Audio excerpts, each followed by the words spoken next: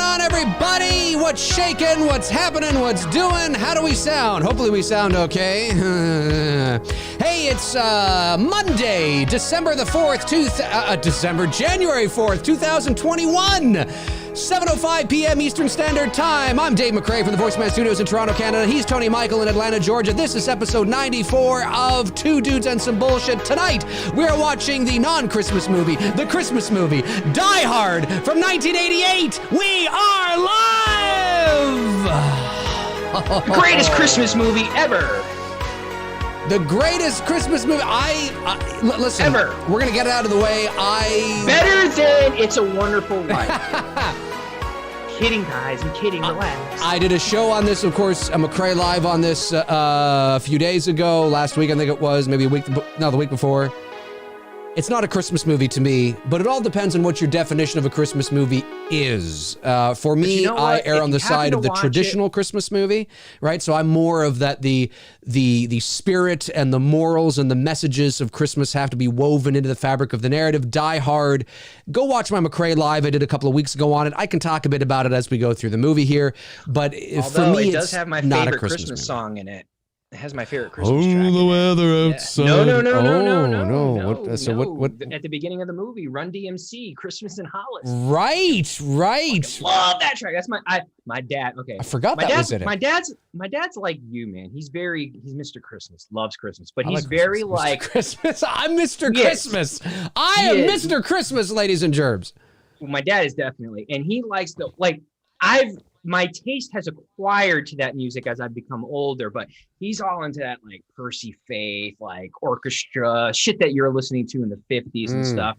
Man, when Run DMC came out with Christmas in Hollis, man, that was my life back in the 80s. And I always played that around my father knew. Interesting. My dad's not a big rap music fan, but yeah, I always loved that track. I got it on a vinyl. It's just a little 12-inch for those. It was singles back in the day. That's right. We would call them. That's right. So yeah, but and then at the end there's the other the one that you were singing. That's the credits. Right. The end credits. That's track. the end credits one. That's right. Let It Snow. Yeah, that's right. Well, yeah. And listen, I get it. It's fashionable. It's hip. It's cool to call Die Hard a Christmas movie. There are arguments. There are think pieces about how it is a Christmas movie. Part 2 takes place on Christmas Eve. Well, yeah, I know. There's a think pieces on how it's not a Christmas movie. John McTiernan and the producers said that they never intended to make it, a Christmas movie, and then it kind of turned into one. But then Bruce Willis says it's not one. And this is, despite what the people attached to the project said, nobody was calling it a Christmas movie when it came out. Nobody was saying that was a wonderful Christmas movie. I remember seeing it. I was 9 when it came out. It came out in the summer. Nobody was calling it a Christmas movie. I think somewhere along the way it became fashionable and kind of funny to call it a Christmas movie because it's clearly not a Christmas movie. And I think that's why what it happened works. Here in the States. I don't know if this happened up in Canada for you, but it was either TBS or TNT. Somewhere in the 90s, right, and then into the early 2000s, yeah. It was playing on Christmas. So I think that's where it began, where people started to watch the movie around. And look, I watch it Christmas Eve, and if a lot of people do. There's nothing wrong. There's nothing wrong with it. No, yeah. I'm not here. I get why people like to call it a Christmas movie. It's not lost on me. I get it.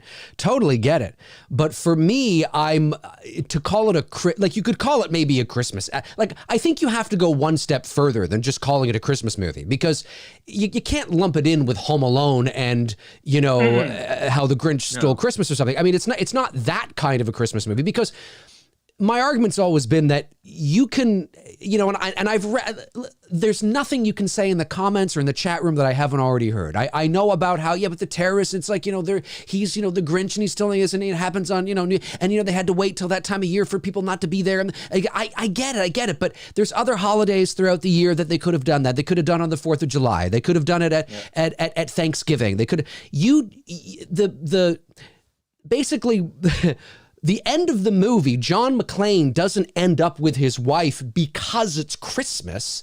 He ends up with his wife because he saved her life. That's why she ended up going back with him, because he saved her life. It just so happens to be set against the backdrop of Christmas.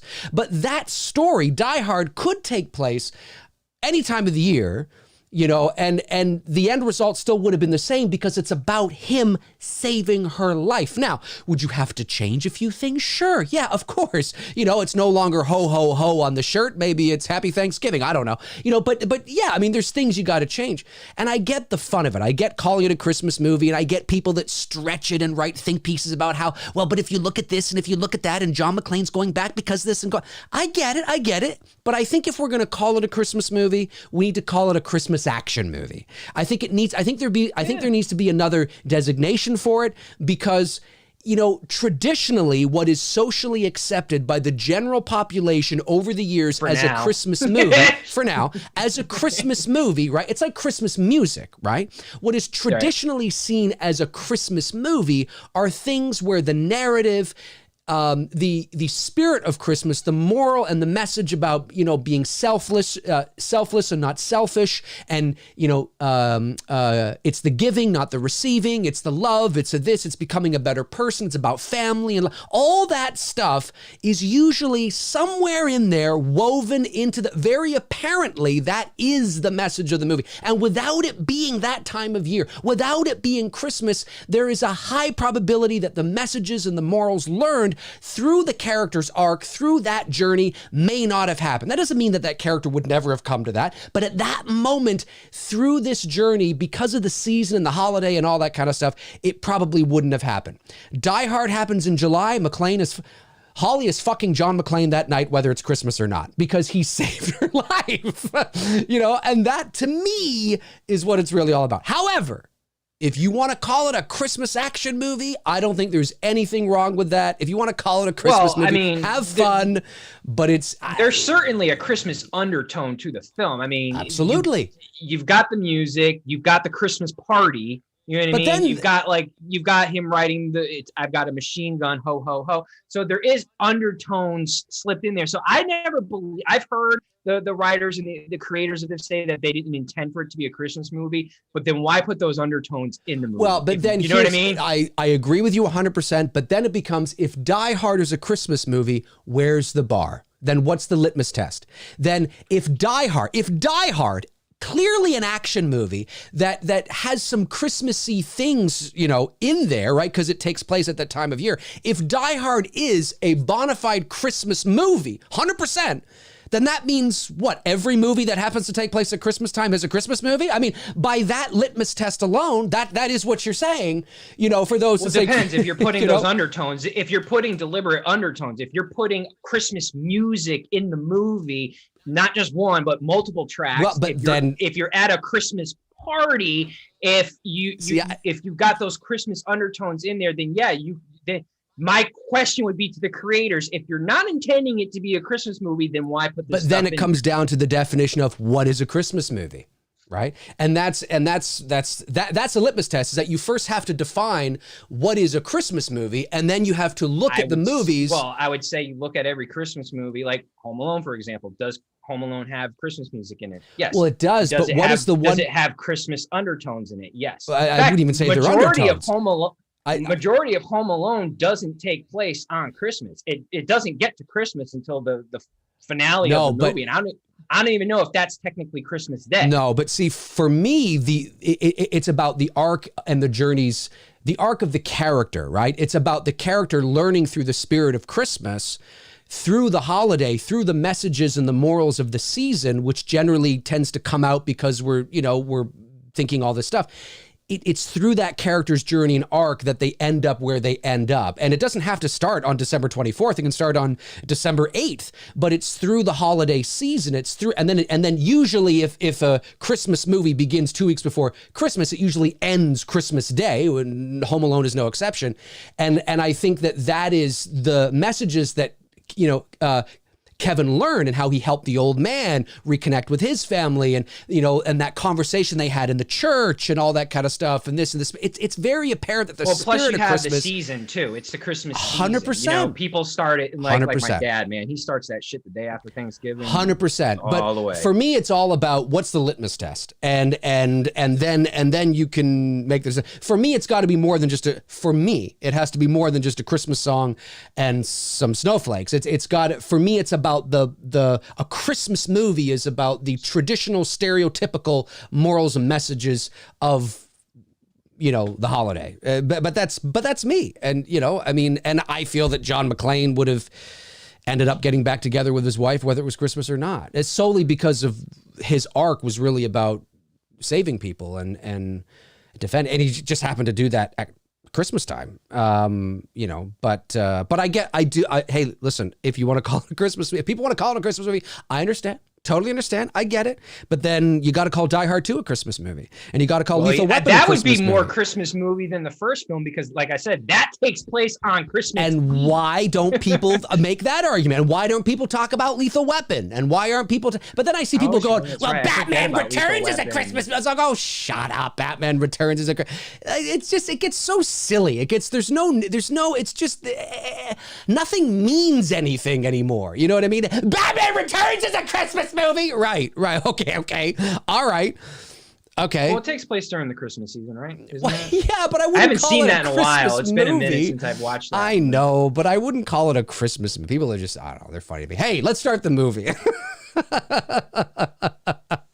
Yeah, before Dave blows a head gasket for calling Die Hard a Christmas movie. Look out, you son of a... I like the new do, by the way. The haircut looks good on you.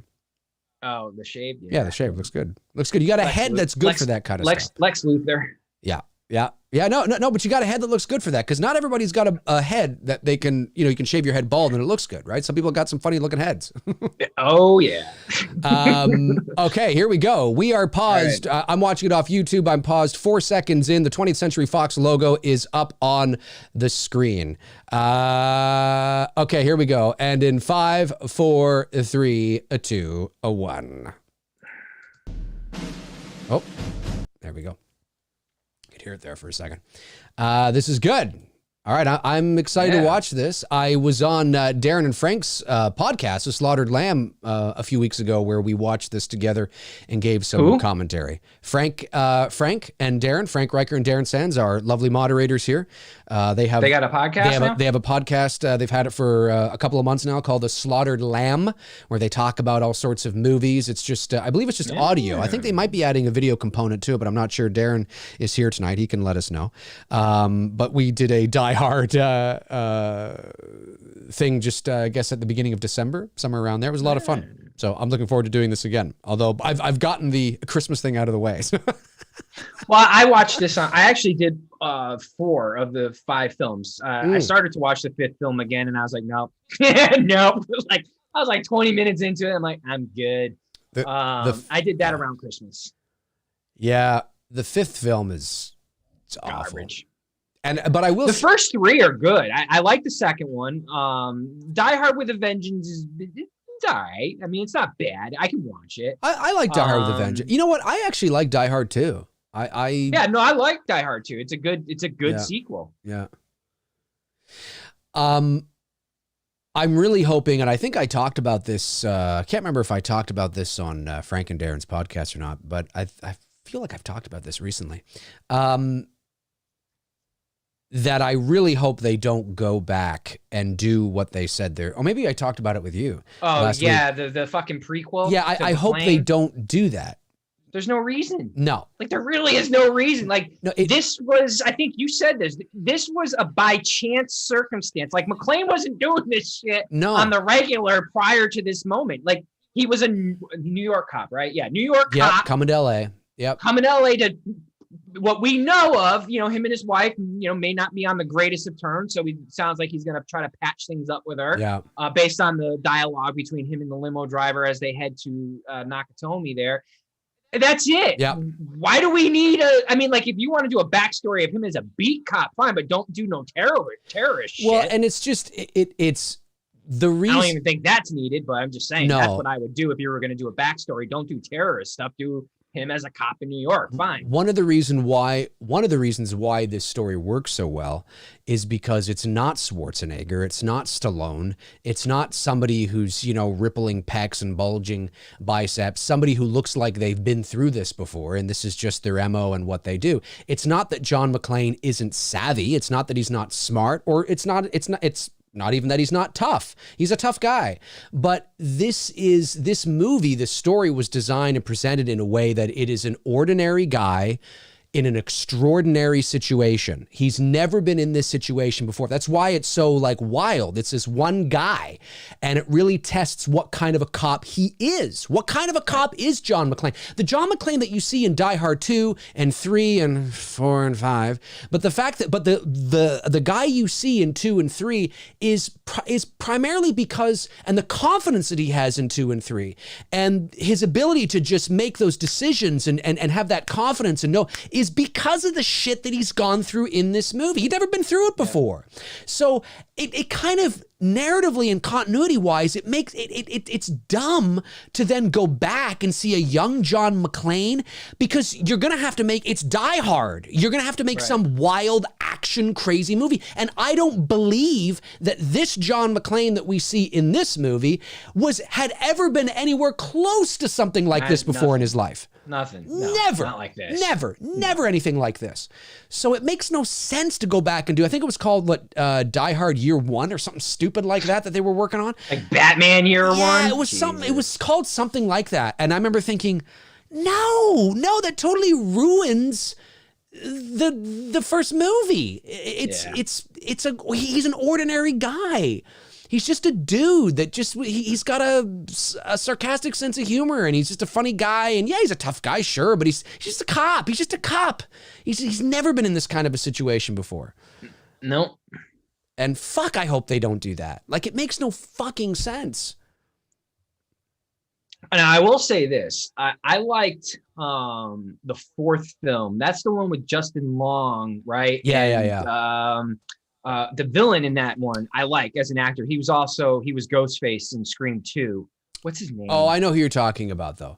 I like him. He's a good actor too. Yeah. He was in the remake of The Crazies, Romero's The Crazies. Right. Yep. Yeah. He's solid. I mean, he's not like DiCaprio, but I've always liked him as an actor in anything that I've seen him play in. Right. I can't think of his name now, but he was a good villain in the fourth Die Hard. Yes. He was good in that. Chat room will let me know. Yeah, I didn't. I mean, the fourth Die Hard was what Timothy, it was, I guess. Oliphant.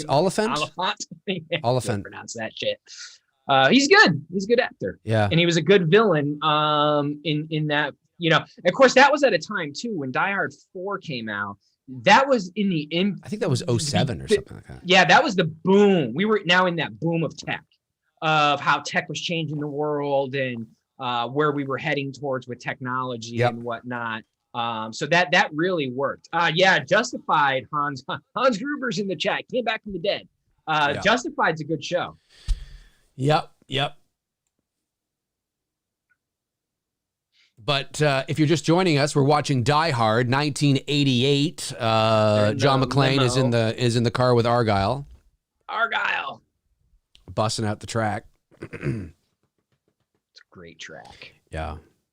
But yeah, this is Dave, Bubby. I'm your white knight. Bubby. I'm your white knight.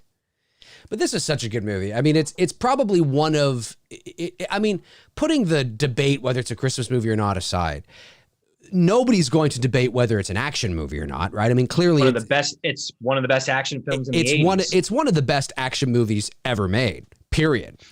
Yeah. And I even think to this day, I think it holds up really well to this day. I don't think it doesn't have that, there's a difference in quality when you watch something like Die Hard and something that came out in and around the same time, like Commando or even Predator. Although is still holds up really well. But there's we have to do Predator one night. Yeah, there's certain action movies in the 80s that don't hold up as well. And what I mean by that is just the effects and the sound design, and in terms of the, you know, the gunshots and the explosions. There's a certain, like, even in Lethal Weapon, there's certain gunshots. It sounds like 80s gunshots, you know. It's hard to explain, but the production value in this movie, in terms of its sound design, its set design, its pacing, it feels like a 90s movie almost. It feels like almost like it could be alongside, well, like, this came out 86, right? 88, 86, 87? 88, Or 88? 88. So it's pretty much almost 90s. It's on the cusp of 90s, but there's still that sort of that fall over from the late 80s into the early 90s. Sure.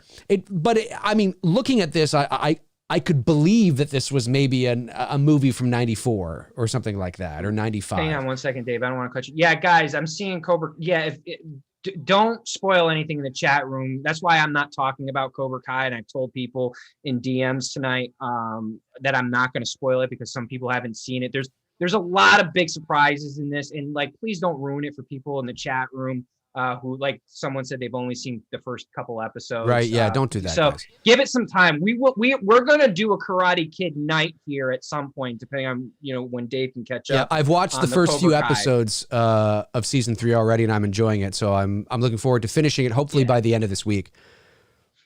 So please keep that in mind. Just be respectful to your fellow chat people. Yeah. Now, this building is legitimate there. I think I saw Adam the Woo do a video. It's there. He didn't go inside the video, but it's in downtown LA, right? No, it's in is it Culver City, or it's not downtown LA, but it's Century City. God, where is it? But it's in LA. I mean, for all intents and purposes, yeah. And I've driven by it. I drove by it. Actually, one of the times I was in LA the last few years, we were driving and we just came upon it. We were driving somewhere. I forget where we were driving. It's kind of one of those buildings that you look at and you're like, Nakatomi. There's Frank Riker, Century City. That's right. Yeah, so I was right. Century City. Yeah, and it's just a section of LA essentially, right? It's like, yeah, it's not it's like how Hollywood is a section of LA, you know. But yeah, we were driving. I forget where we were going. It was dusk though. It was probably around this time, kind of in the movie. And we turned the corner and we're driving up this hill, and I'm like, oh fuck! I'm like, that's totally the Die Hard building. And we drove by it. Yeah. And it stands out because there's not too many other things. Like, it pretty much looks like what it does now. There's not too many other buildings in the area. So it stands out. That have that look, right? Yeah. Right. Yeah. Oh, yeah. So it's like, right. Well, it has that 80s architect design to it, where you don't see buildings being made like that anymore. No, I don't know. There's a certain style and look of buildings that I personally like in architect that was done between the 70s and 80s. And a lot of the modern buildings now, and we're starting to see a lot of that, the Atlanta Skyline is changing so much, especially from the time that I moved here to where it is today. I'm just not, I mean, it's cool that they're coming up with these sophisticated looking designs and towers, but I don't know. There's just something like when I see like the Empire State Building, or when the trade centers were up, you know, there's something just, I don't know, strong looking about those buildings, or Nakatomi, you know what I mean? Mm-hmm. I get you. That I like. Yeah. A lot of these modern buildings they got too much of a sleek look to them. They almost look like if you blow at them, they're going to tip over. You know what I mean? Yeah. No, I get it. Totally. Yeah. 80s Art Deco, Jason Wiley. This guy. Hey, Merry Christmas. Welcome to California. Welcome to California. Holly. Come out to the coast. We'll have a few laughs. Yeah, I know. Mr. McClane. You must be John McClane. You must be Mr. McClane. You sexy motherfucker, you. That's what he says. He says that. It's like, holy fuck, what? That was originally in the film. That was the original dialogue. That was the original dialogue. Mr. McClane, you sexy motherfucker, you. And then they decided, I don't know. So they took it out. It's unfortunate. Yeah, I love how Of course, it's the 80s. We got to have a little cocaine. I was just going to say, right? he just finishes snorting cocaine. Like, it's kind of obvious what he's doing. And, of course, John McClane, being the witty guy he is, makes his little quip here. There's not too many films in the 80s, man, especially like action movies where you don't see someone's doing some type of cocaine. And, of course, that out the window there is a backdrop. It looks like a backdrop of Miami Vice. It doesn't it? Yeah, it does a little, Miami Vice bit. Feel to it. Yeah, it is a backdrop, though. It's not. Oh, man, my mom was like a huge Miami Vice fan. She loved Don Johnson. Did she? I kind of vaguely remember her watching it as a kid. I'd never cared for it that much. Right. Yeah, she was really into that show. Yeah, this. Yeah, it's funny. It's good though. It still looks all right. And of course, Holly sees John and is like, "Oh, John, what are you doing here?" This actress looks like my junior high school girlfriend's mother. I always just say that. I was like, "You are Holly McClane." Wow, that's cool.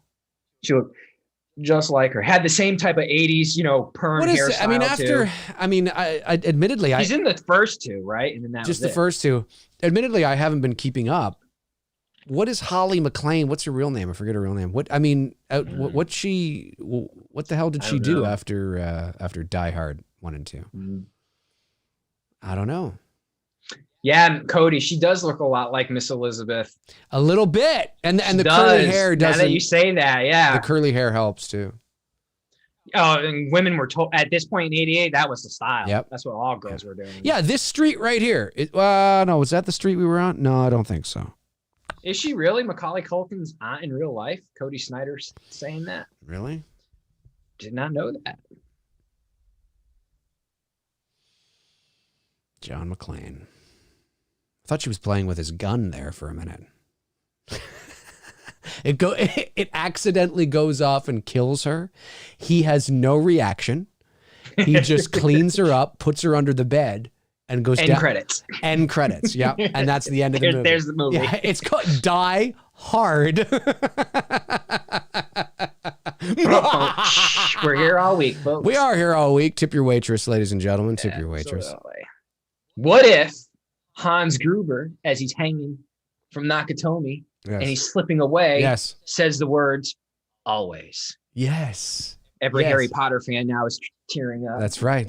He says always. I've still never seen those movies. I just only know that's his big phrase from that. I've only seen from that series. Harry Potter. I've seen the first two. I saw the fourth one in the theater. Never even seen the first one. And I saw one other one. I think I've seen 4 of that, of the 7 or 8 there are. I don't. Now, is there a specific reason why "always" was that like the last line in the movies he said? I have no idea. I don't even remember him saying that. I have no idea. I don't know. I saw the T-shirts and I've seen the things. I've seen the memes and I've seen the videos. I don't know.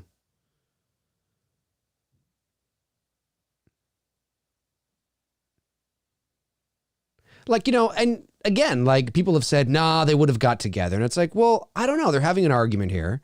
I don't think there's any reason to believe, and people could be right, but there's no reason to believe. I mean, if this was a court case, right, and I had to judge this movie based on what we're talking about, there's no reason to believe that that Holly and John would have got together just because it was Christmas, right? I mean, he shows up unannounced.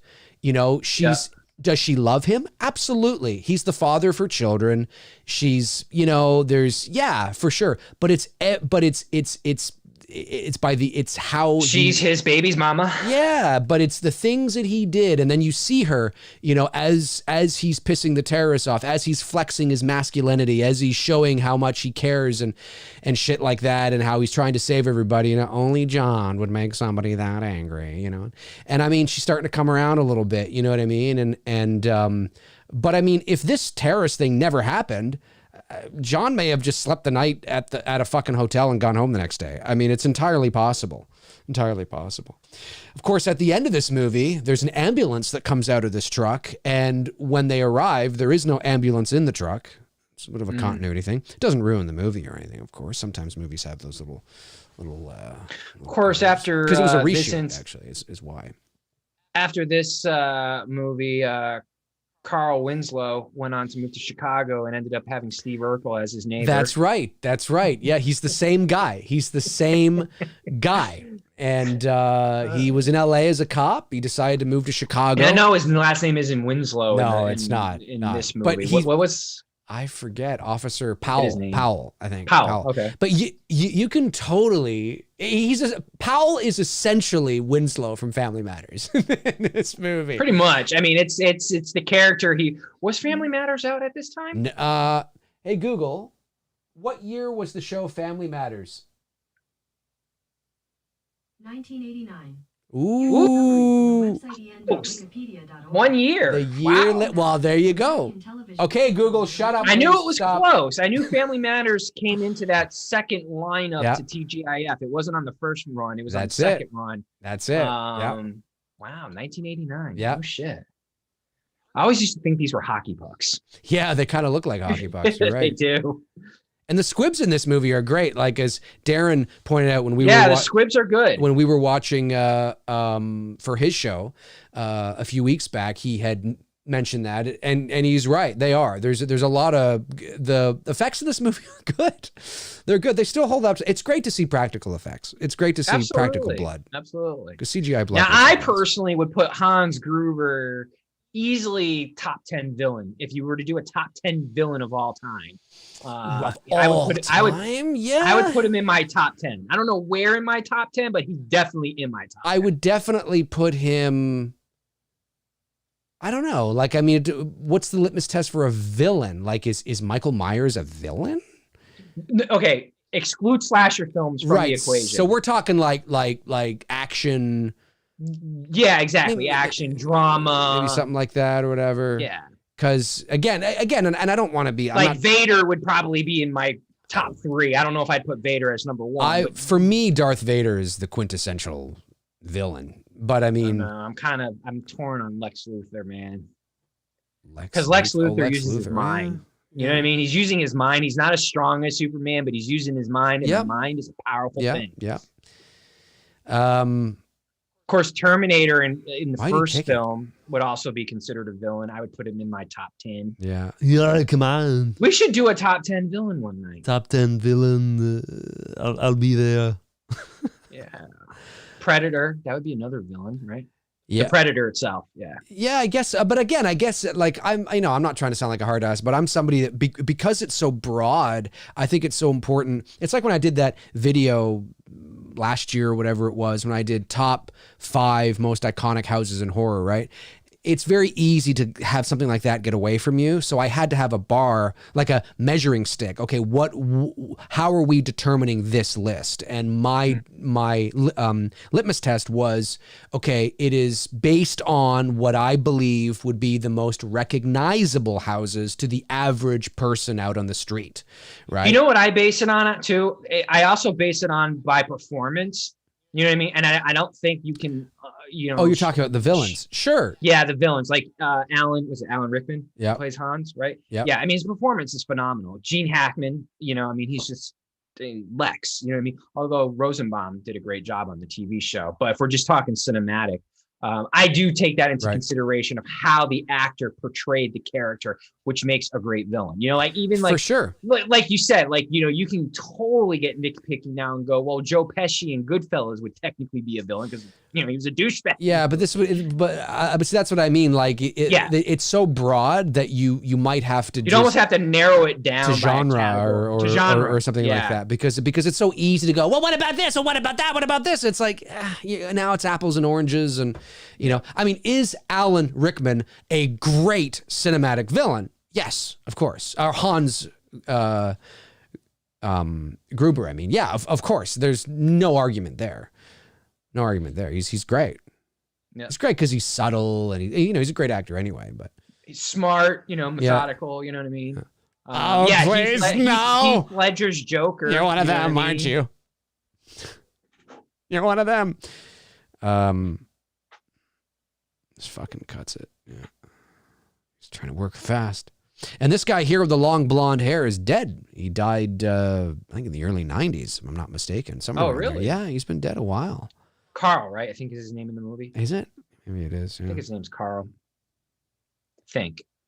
As if Argyle would wait that long. No limo drive. Clearly, Argyle doesn't give a fuck about his job. He doesn't give a fuck. Listen, do taxis wait? Sure. And unless the limo was designated to him, it's McClane's limo. Maybe it's his limo for the night, but I Possibly. I think, I forget now, but didn't he say like wait here or wait for a bit or whatever? But anyway, eventually you're going to take off. No one's just noticing a group of men walking off an elevator with fucking machine guns. No, nobody is. I love it. And now this is when he's kicking into his, police. Right, exactly. But but there's no reason to believe that he's ever even been in this situation right here. Exactly. Ever. He's just like, oh fuck, okay, he's a cop. You can see the fear on his face. Like, what the fuck is going on? It's like, oh shit. It would make no sense to do a prequel to Die Hard with Bruce Willis. It would make no sense unless he's just fucking helping get cats out of trees, I mean, like, here's my boobs. Oh yeah. Got boobs. Boob shot. Got boobs. Did you see that guy? How he was like, ah! That guy with the red shirt? He was like, ah! He was like really into that. He was getting intense.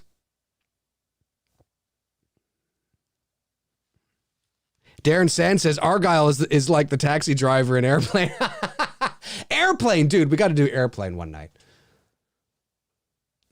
Airplane's a funny movie. Shirley, you can't be serious. I am serious, and don't call me Shirley. Fucking love Leslie Nielsen, man. And I love that he's just in his tank top with his pants. He's got no shoes, no socks.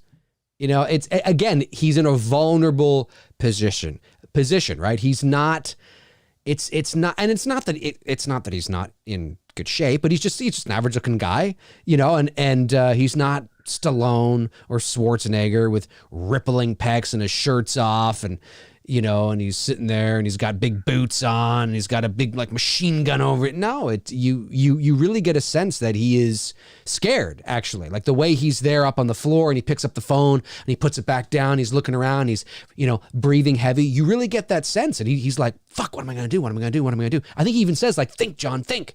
Something like that, right? I think he says that. You would never hear Stallone or Schwarzenegger, like, come on, think, fuck. You wouldn't because they are the epitome of badassery. They are the epitome of having all the answers at any given moment, at any given time. John McClane, not so much. So it's good shit. I like that kind of shit. Frank, he's not even Frank Sinatra. That's true. Yeah, Frank Sinatra. This, of course, based on the book. Well, Frank Sinatra, if this movie had been made 10 years prior or 15 years prior in the 70s, maybe Frank Sinatra would have been the lead. Likely, anyway, he would have likely been the lead, not 100%. But he's looking for the owner or the president or whatever. Look at. Isn't it Ellis? Is that his name? Ellis the Weasel. Oh fuck. He's high on coke. Booby, Hans. Booby. I'm your white knight.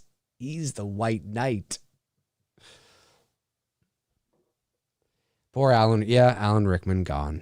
Yeah, he died. What was it, like 2 or 3 years ago now? Something like that? Yeah. Yeah, not too long ago. Enough. I like the way he says it. Enough.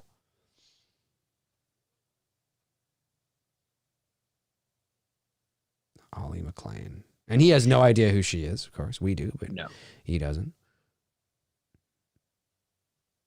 Love seeing the old CRT monitors and the computer monitors and stuff. Remember the first computer I ever bought was like, had that. I was so excited. It was a compact computer. It had like 700 megs of RAM. Dude, that was fast. That was fast. I was like, holy shit. Dude, I just got my fucking first computer. I bought it myself. It was like $800 and had like 700 megs. Back then, too, computers were considered luxury items. Not everybody had one. Yeah, well, this wasn't the 80s, though. This would have been late 90s, early 2000s. I bought my own first computer. I had a computer prior to that was given to me when I went to college. And again, it had like 300 megs of RAM, like megabytes of RAM. Like now, I mean, the computer I have now has 32 gigabytes of RAM. Like, I mean, it's ridiculous, you know. But nobody was doing anything other than downloading music, which were like kilobytes back then. They were you could download a song that was like 300 kilobytes, you know, or 250 kilobytes. Like it was really, really small files. And there was no social media, so nobody needed that kind of power back then. So when I bought my first computer, my own first computer, that had 700 megabytes of RAM, I was like, yeah, I can fucking play SimCity, yeah. I just finished watching. Have you seen the series Manhunt, Unabomber? No, I haven't. It's really good. It's on Netflix right now, and so it got me on some Unabomber stuff here.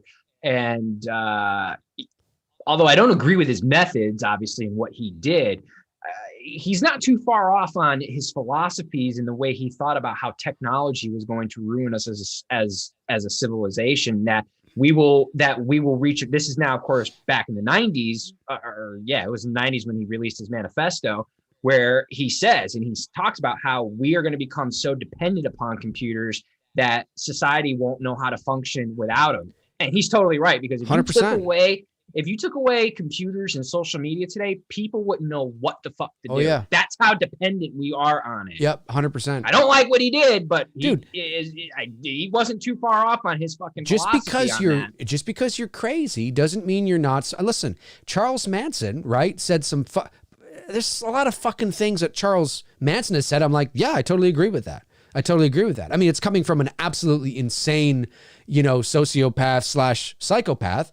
But yes, what he's saying is not wrong. I agree with that philosophy or that outlook, or society is like that. He's right, just because it comes from somebody who's absolutely insane and is a murderer doesn't make the information any less true. I mean, if Hitler says 2 + 2 is 4, he's not wrong just because he's Hitler, so I mean, there's that fine line between genius and insane, right? So, sure. Yeah, I mean, the Unabomber. I remember when he was caught. Oh yeah, dude, that was high school. We were about starting high school when he when that whole thing. Of course, he had been around since the 70s when he started doing that shit. Man, he got away with that shit for 17 fucking years. It's insane. I know. But he was methodical about that shit. You know what I mean? Yep. He was, he knew when to strike and how to strike. That's right. He, like I said, no mercy. I don't agree with his tactics, but this was a seriously intelligent dude. He knew his shit. Oh, yeah. That's even like, I find myself, it's funny, in the 90s, we always made fun of Koresh and Waco and everything that he did. There's another one. Yeah. But now in hindsight, you start looking at it different to see how the government handled that situation, what they were doing to them. I mean, these were people that were just minding their business out in the middle of fucking Texas, doing their things. I mean, who am I to say that David Koresh can't have fucking 12 wives? If he wants 12 wives, I don't even want one wife. Can't let him run fucking 12. That lucky son. So like, no. I mean, but I'm just saying, like, if dude wants to live, if they all want to live like that, who are we to say that what they're doing is fucking wrong? No, I get what you're saying. And it's like, but in the 90s as a kid, the information that was fed to us by the, fake media, even back then, was that this dude was fucking crazy and that all these people were nuts out there. But now in hindsight, when you get older and you start to peel away, a little bit from, what really went down there, you're like, well, hold on. Maybe they weren't, it may not be a way that I would want to live, but who are we to tell, sorry, dude. I just need to see the headshot. And that headshot. And he was so casual. He's like, and the effects are great. Like you can tell because there's a cut in there, right? Where they cut to the back and you can tell that it's, it's not, but it's done so well. It's done so well. And of course, again, in 1988, having never seen this movie, watching it for the first time in the movie theater, seeing this head explode, I mean, you would have been like, whoa! It's still such a great effect today. All practical, of course. It was great. And look at John McClane. He's scared.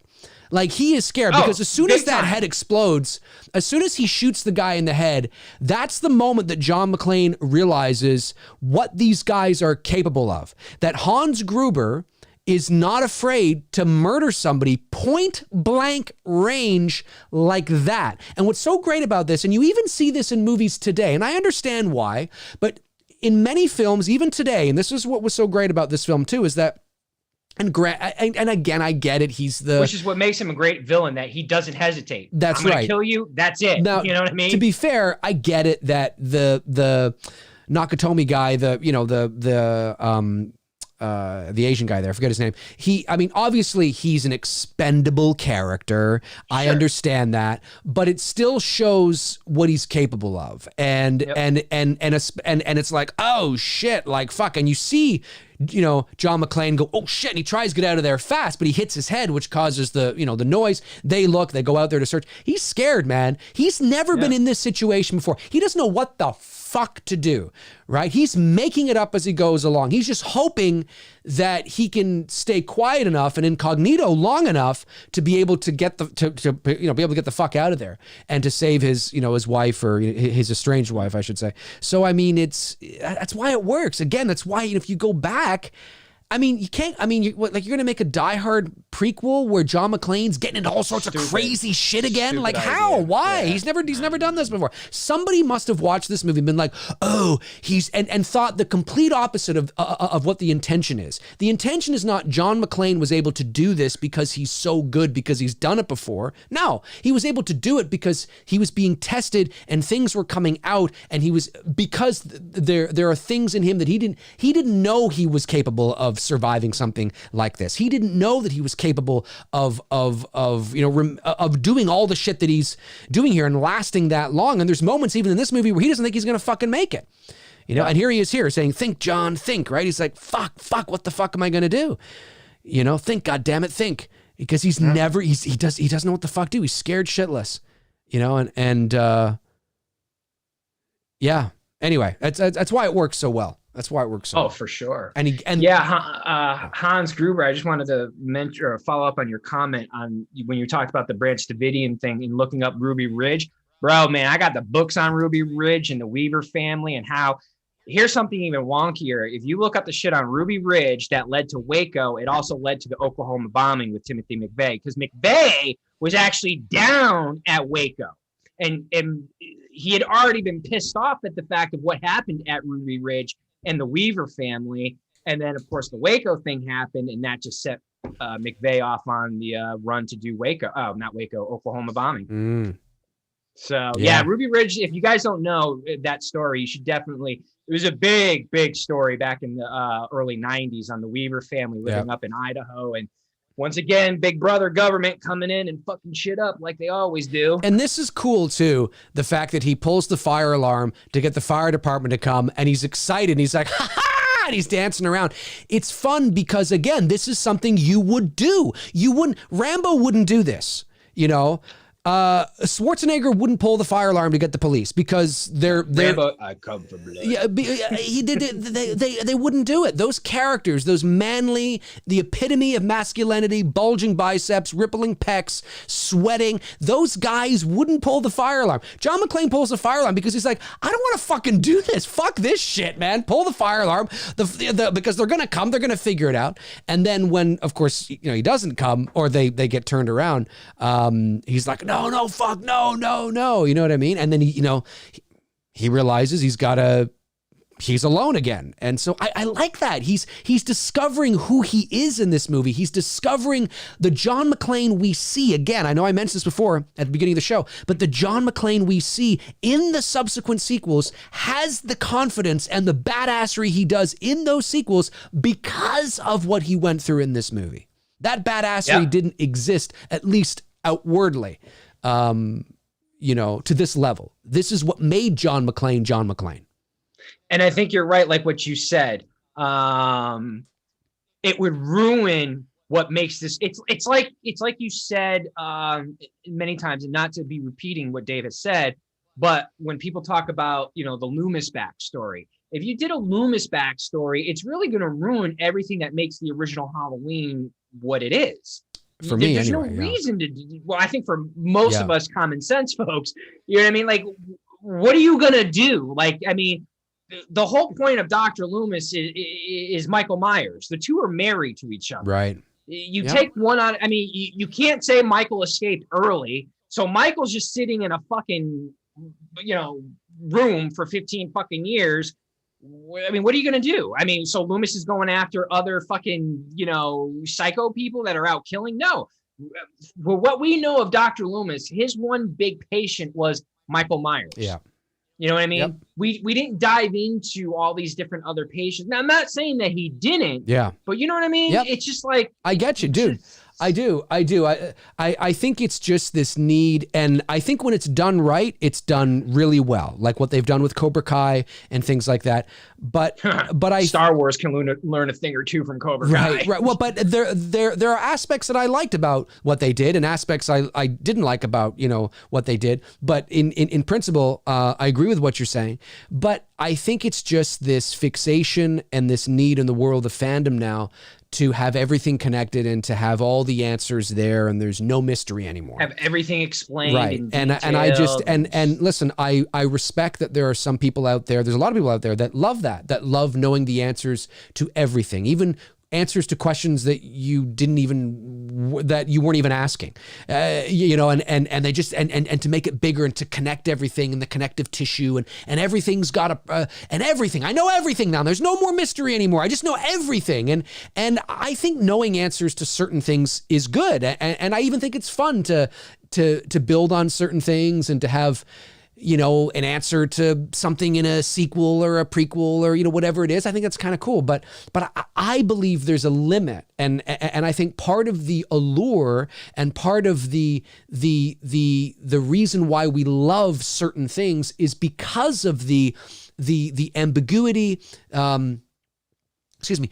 The ambiguity and the mystique that tends to sit around certain characters and properties, and we can go home and imagine, well, they probably did this, I think they did this, and we can discuss it with our friends and all that kind of stuff. But the second you actually do deliver an answer, which there's nothing wrong with that. I mean, if you set up questions to be answered, you have to deliver them at some point.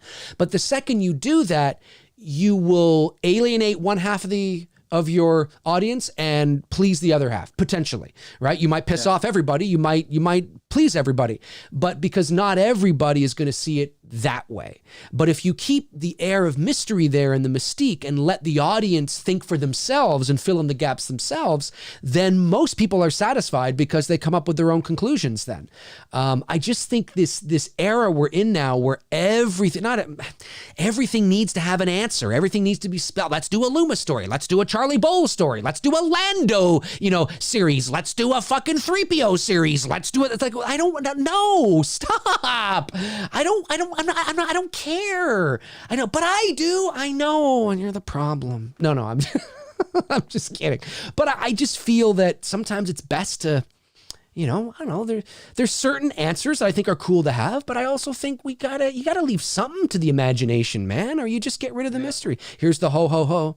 No. Oh, and by the way, if you watch carefully here, right here, watch when Hans moves his head, he blinks. The guy, the guy that's dead, he'll blink when he moves his head right here. See that? Yep, I saw he that. Blinks. He blinks. He blinks. I think his finger got close to his eye. Yeah, he blinks. Yeah, got too low. And I don't understand why his eyes weren't even just closed. Like at that point, just have them closed. I know they were open when yeah, I like how his mouth's open there. But you don't even see his eyes. I think you just close his eyes. And again, I love the idea of John McClane crawling through the vents. I mean, listen, the practicality of that is just ridiculous. But I mean, the fact that he's doing it's very claustrophobic, right? Is John creative? It is. It's creative. Is he left-handed? I don't know. He's writing down the names of his left hand. But here's something that's really cool is that, and you don't think about this consciously, but if John McClane isn't left-handed, if Bruce Willis isn't left-handed, and it was a deliberate creative decision to have him write down the names with his left hand, the reason why they probably would have got him to do that is because of the angle? No, well, perhaps, no, but I'm thinking more in terms of the character. It's more in line of things are so crazy, he doesn't even have time to put the marker in the right hand. You know what I mean? He's holding his, one hand with his walkie-talkie, which is probably the right hand, right? Or he's got something else in his right hand. Maybe it's the gun or something. I couldn't see there. I forget. And he doesn't have time to switch over. He's got to be careful. And he's like, fuck this, man. He's just writing with his bad hand, essentially. And I like that kind of thing. Porn that he looked at, it was. Yes. That was little 80s magazine. And he had to touch it. Which is what us men do when we walk by. We give a little tap and absolutely a little tap, little tip tap. But it's just funny. Hans Gruber.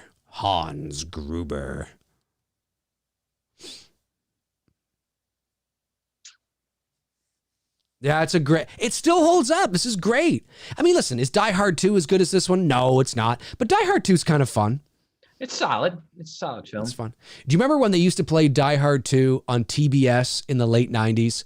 And they butchered that movie because what they would have is they would take out all the swear words and they would replace them with some voice actor that sounds nothing like Bruce Willis. Horrible. Nothing like Bruce Willis. So if he was saying, if he said something like, fuck you, you piece of shit. But he said like, hey man, fuck you, you piece of shit. It would be like, hey man. And then some other voice would be like, fuck you, you little person, you. Like it was so awful. It was so bad. It was atrocious. Now, Anybody remember that? Is this legitimately on top of the building? That looks like it could be on top of the building there. Yeah. Yeah. But to shoot him on top of the building, I don't think would be an issue. Stage. Yeah. I think that's probably I think he's probably on top of the building there. It looks like a real background. I'm sure some of it was on a soundstage when they got into the nitty gritty, maybe the leaping, the jumping, the explosions and stuff. Well, some of the explosions I think was a model, if I'm not mistaken. I think it was like almost like a 10-foot model of Nakatomi or something. If I'm not mistaken, it was something like that. These guys, their long hair. They all look like they should be in like a fucking 80s rock band. Yeah, I was just about to say, like that one dude in the back's got that feathered long hair looking like he's in a Richard Marx video. Yeah. I remember when I was a kid growing up, I always thought these two girls here were cute. The lady cops? Yeah. The 911 operators. I don't know why. I just thought they were... Even as a boy, I was like, oh, she's kind of cute. Of course, they're probably, I don't know how old they'd be now. Well, they're probably not that much. They're probably in their 20s there, so they're probably in their 50s now.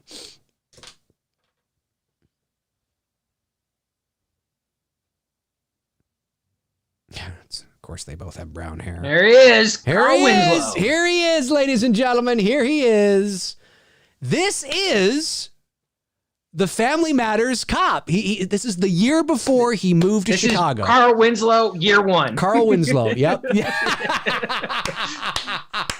They should do a Carl Winslow year one and just tie it into Die Hard. No, just show Die Hard. Yeah, that's true. But you know what? I want a Carl Winslow spinoff. I want to see what he was doing leading up to the gas station here, or the donuts, or what. No, I think he's at a gas station, right, or wherever he is.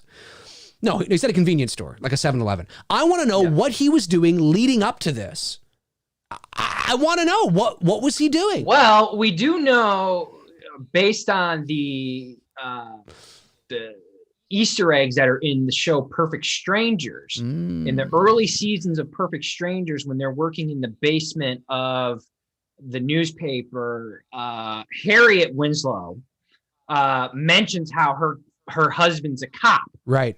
And her character is Harriet Winslow in the show Perfect Strangers. Oh, interesting. So I didn't realize they were in the same universe. Fascinating. Oh yeah, Perfect Strangers, Full House, and Family Matters are all they're in the same universe. I didn't know that. I knew that Empty Nest and Golden Girls were. Yes, I'm actually starting to watch Golden Girls right now. Golden Girls is fucking hilarious.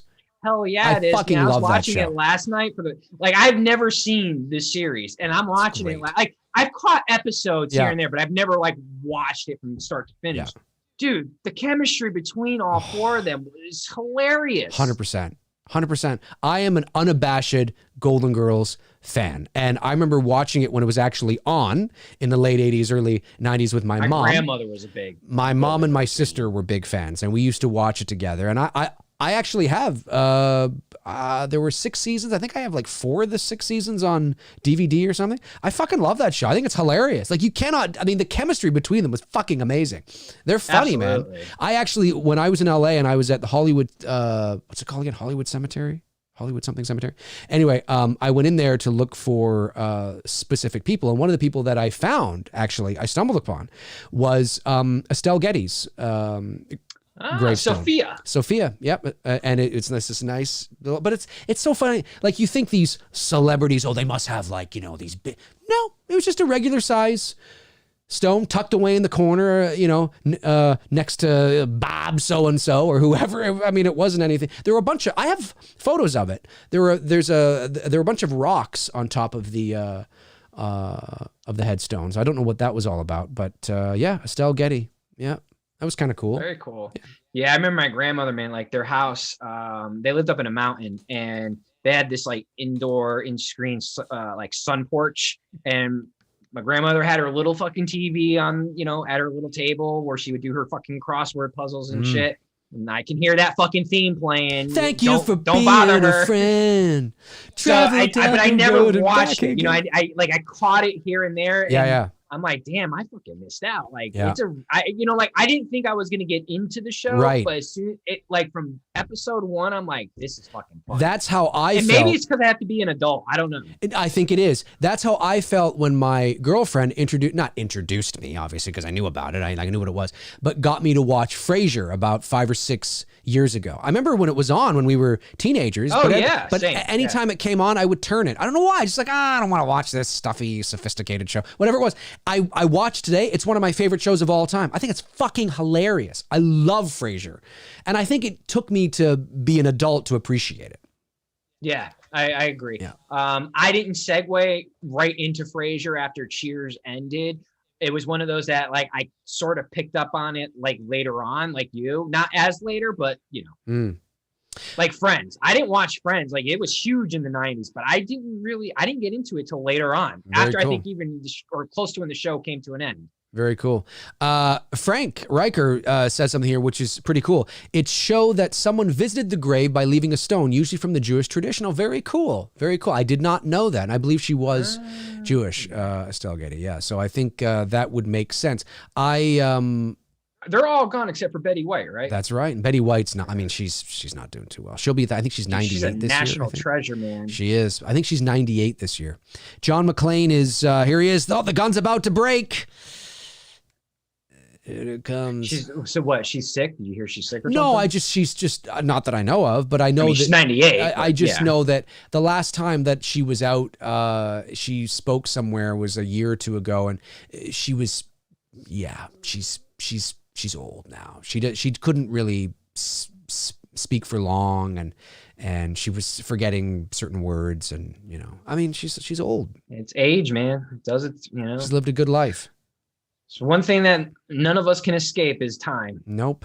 It eventually catches up to all of us. I love how he goes into this. Oh, here's a line. Yeah, here's Come up to the coast. Yeah. Come a few lives. I love how yeah, and what he's saying here basically is that he's just like, oh, sure, I'll come out to the coast. We'll have some laughs. Sure. You know, because it's California, right? And people, because some people, you know, have often said. And another indication of he's never gone through something like this before. Exactly. Because he wouldn't say that. You know what I mean? Exactly. There's sarcasm there. Like, yeah, this is going to be a peaceful trip. Exactly. I was just going to say that. People have often said, well, what does that line mean? I don't really understand.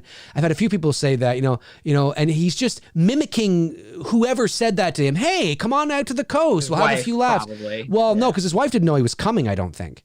So I think it was probably like a buddy he knew out there or something, or who knows, right? And it's just basically saying, oh, sure, come to California. It'll be easy to be laid back. Yeah, it'll be laid back. It's peaceful. It's California, dude. Yeah, no, it's fucking mayhem. You know what I mean? And you're bang on with that. I love how when he goes into this vent here, he's got a white, you know, tank top on. When he comes out, It's like a completely different color. It's like green. It's like dark green. And I know that that's supposed to be like it's been really dirty. It's gotten really dirty. Dirty. But Yeah, it literally looks like he's put on a completely new tank top. Or what? You call it a wife beater, but that sounds so awful to say. I call them tank tops because I'm like, I don't want to call it a wife. When I was a kid, we called it wife beaters. Beater? Yeah, but now that I'm 41 years old, I'm like, I can't be calling it. How did it even get the term wife beater? I think it's from the South in the U.S. Like it's like those hicks sitting on their porch with shotguns. Leave it to the Southerners. I think that's where it came from. It's the domestic disputes. You usually see a hick from somewhere in the South with their beer and their shotguns beating their wives. That's what I'm guessing. When I was a teenager, it was funny to say that, but now every time I go to say it, I'm like, that feels wrong to say because it's not funny. The wife beating is not acceptable and not funny. So, I don't care how annoying she is, folks. It's not unless you're O.J. Simpson, then he'll get some laughs. Oh, there you go. Ooh. Yeah, but I'm bumching. I don't have my thing lined up here. Here he is. Yeah, there it is. The green tank. Yeah, I always thought that he's like completely different. It's funny. But again, he's excited because he sees a cop showing up. He's like, oh, fuck, yes. Yeah, good old Carl Winslow. This car, Stevie Wonder? I know. Carl Winslow. Carl Winslow, ladies and germs. Carl Winslow.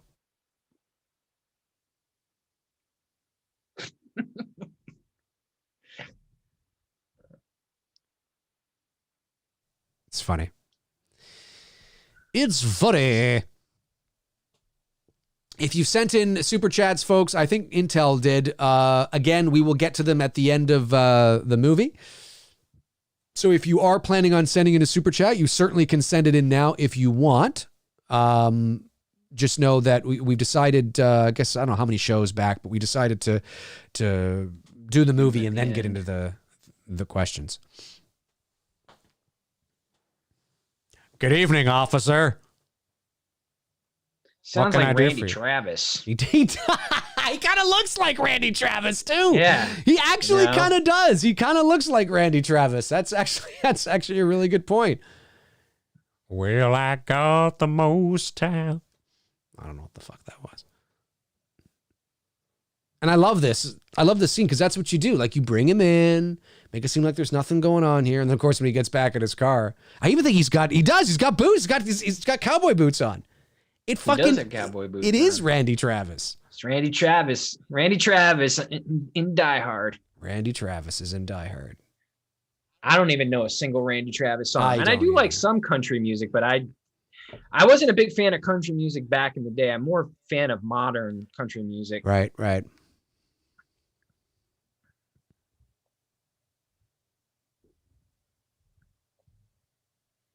Was what's his face actually in his early 30s here? Bishop Walter says Carl Winslow looked middle-aged even back in his early 30s. Is that Huey Lewis? Huey Lewis? No, that's not Huey Lewis. That's not. Is it? No way. He looks similar to Huey Lewis, but that's not. He does. Lewis.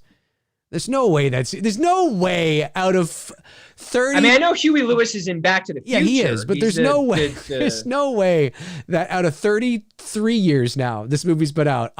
No one's known that's Huey Lewis.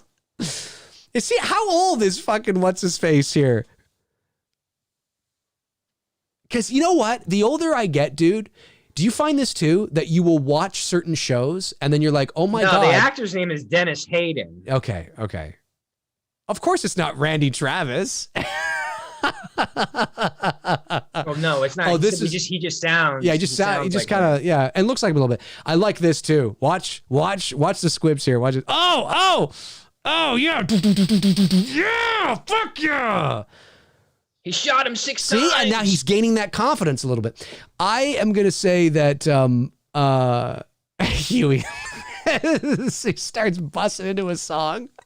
Yeah. As he's welcome leaving, to the party, pal. As he's leaving, he goes, "It's the power of love." Bum bum ba da da da.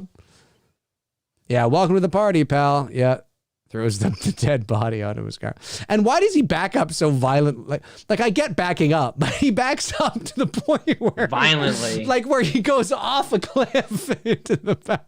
Oh my God! The way he backs up here. Well, I guess he doesn't know, right? Oh yeah, that's right. They start shooting. That's he's right. also being shot. That's at, right. too. Fair enough. I forgot about that part. I guess I would do the same thing. I would do the same thing too. I forgot about that part. That's right.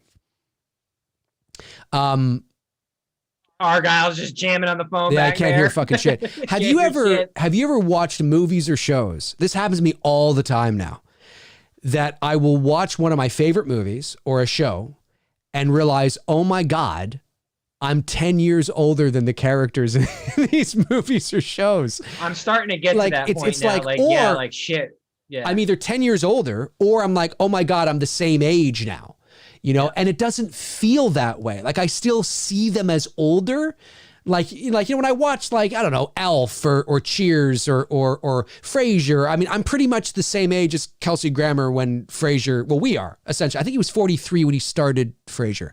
But he was early 40s. Yeah, but it's like, it feels weird because I always see them as older. Fun fact, John Mahoney, who played his dad, was only 10 years older than him. Yeah. Was it 10 years? I thought it was a little older than that. He was in his early 50s when he started Frasier. Well, Sean Connery was only 12 years older than Harrison Ford when he played his dad in The Last Crusade. That's James Bond. He can have kids at 12. Yeah. He probably did. I slapped her around. At 12. That was a terrible Sean Connery impression. This is so great. Is this where Ellis comes in, I think? I thought that was a woman. Just about. Sitting there. It's not. It's what's his name? No, it's weird that you say that because we were just having this. I forgot who I was having a very similar type conversation about that. We were watching the early episodes of 90210, and I was like, Jesus, man, I'm like 15 years older than them in the show because they started in their early 20s when they started doing that show. Yep. But now, as I watch it, even though they're older than me in real life, when I'm watching that show in that time frame, I'm now 15 years older than them as they're showing up on the show. It's weird. It is weird. It's strange because you still see them. Even when you watch the show, it almost feels like they're still older. You know, like it feels weird. It's a weird, I don't know if illusion's the right word, but it's strange. And I've had that a few times when I watch certain things. Like, you know, I mean, you and I are older than Harrison Ford was when he did Han Solo for the first two times. The first two times. He would have turned, well, no. Yeah, and we're both older than Harrison Ford in Raiders of the Lost Ark. In Raiders, he was 39. We're getting old. So it just feels weird because when I watch Raiders, he still feels older to me. You know, because I feel like I'm, you know, I still have that reference. I'm like, oh my God, I'm 3 years older than Harrison Ford is in Raiders. That's so fucking weird. It's weird, man. It's weird. It's fucking weird. Yeah, I mean, I'm trying to take my time in my 40s because I'm not looking forward to 50. Jacqueline McEwen 50's going to be like, damn, it's getting real now, 50s, bro. I'm not even looking forward to it. Be like, whoa. Jacqueline McEwen said, Dave, your Sean Connery impression sounded like Jimmy Stewart. Yes, that's right, Jimmy Stewart. Yeah, it did. You're absolutely right. And then someone said, we suck at Connery. It's a good thing I'm not a voice impressionist. Yeah, no, I'm not either. I'm not an impressionist at all. It's funny though when we were shooting It's Me Billy because the cast is so young, right? The girls are well, not like young, and they're 27, 24, and 24, I think, whatever. But it's so funny. Their energy and their zest for everything and all that kind of stuff, and it was just great to see. And I'm 17 years older than them, and it's so awesome to see it. And I'm like, I felt like. Yeah, it was just so strange. You know, it's like, it's weird. But in a good way. Like, it's weird in a good way. You know what I mean? But it's just like, yeah, it's so crazy. Getting older is crazy because I was hanging out with them in their room, and we were going over I think the day we just had, or maybe it was in the morning, and I was prepping them for the day that we were about to have. And I'm sitting there and I'm talking to these girls like we're the same age. You know what I mean? Like we're having fun and that's great. Like, I'm glad we could do that. You know what I mean? But there's sometimes I'm like, oh yeah, like I'm not 24 anymore. I'm almost 42. Like I don't, there's nothing more true and I really feel it now, and I'm sure you do too, when you used to ask your parents or your grandparents, you know, do you feel 50? Do you feel 60? It's like, no, I still feel like I'm like 25. You know what I mean? Even though you look like you're 60, you know, and and I feel that. I feel like I'm still in my early 20s. Yeah, you know what I mean? Yeah. Because of, you know, one, I'm very fitness conscious and taking care of myself. Yep. But yeah, no, I hear you, man. When I do these shoots sometimes with these girls who are in their like early 20s or mid 20s, it's like, yeah, it's different now. I don't know. I look at them different. I don't look at them the same way as I would maybe if I was in my 30s. And especially now as as the numbers continue to climb up, of course, and I continue to do these types of photo shoots, it's going to be like, whoa, it's just getting, when 50 comes, shit's just going to get real. It's fucking awesome. So I'm just going to have as much fun as I can with those mid to like late 20-year-olds. I figure that's still okay. That's still passable for right now. But, you know, yeah, my cutoff right now for me is like 25. If you're younger than that, I got you. No, well, I think if you're 25 and up, if I don't think we're going to get serious, but we'll have fun. If I was single, I mean, there's nothing wrong with, I think though it comes down to, and I think you'd agree too, certainly if I was single and I wanted to go and hang out with somebody who was 25, who cares? But it does depend on the person. It is person specific, because there are some. I agree. There are some people that are very mature for their age and wise beyond their years, as they say. But generally speaking, it becomes more of a life experience thing. That when you start hanging out with somebody, because before I had met the girl I'm with now, when I was in my, I think I was on the cusp of 30 or something, I was sort of, damn, y'all have been together that long? Yeah. Oh yeah. Yeah. Yeah. Holy shit. When I was on the cusp of 30, I was sort of seeing someone who was like 20 or something like that. And it was fun, but it got to a point where it was like, we don't have anything in common. Like there was a very big discrepancy between the life experience, the maturity. And that tends to be an issue too. Now, sometimes if you can find somebody who's 15 years younger than you, who's very mature, well, that's great. But at the end of the day, it really becomes a maturity thing, too. Let's be honest. If I was any involved with any girl who's 21, 22, 23, 24 in that like 4-year age group, it's just straight up physical and nothing else. Because what are we going to have anything in that's common? Just it. You know what I mean? I agree. There's nothing.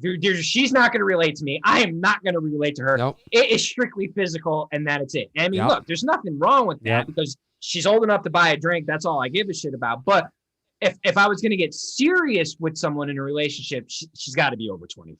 Yeah. I mean, she's just, for it to even have, if you're going to get serious, she's got to be over 75. I mean, that's just, that's, it's just what it is. It's just what it is, Yeah. She's got to have some experience in her 20s, has had to gone through some life stuff. You know what I mean? And understanding that if she's in her early 20s, I get it. No. There's no life experience there. She's just it's just fun, and that's it. We are at the 1 hour and 5 minute mark of Die Hard 1988. The news crew is just showing up. Yeah. Of course, nowadays you even got to be careful doing that shit, man, because the world is just so back-ass. The world is very different. Yeah, Holly is. What did the actress do after that? I can't remember. After Die Hard, Tony don't be having no kids, man. Tony don't be having no sons. The K word is not in Tony's vocabulary. Yeah, no, I don't have any kids either. Along with the M word. No, I don't have any kids either. So no, I think it's great if you want to have kids, but I never wanted to have kids. I just never did. I just never did. I never wanted to. I was too into. It sounds very selfish to say, but I was too into me. But I actually don't think it's selfish. I think if it's not, dude. If you're into your career, if you and know your what you goals, want, and there's nothing wrong with 100%. That, I think it's selfish to have children and then not be able to be the dad that you need to be. I think that's selfish. I knew from a very young age, kids were just never going to be in my cards. Yeah. I knew what I was like as a kid, and I don't want to fucking raise that shit. Are you kidding me? Shit.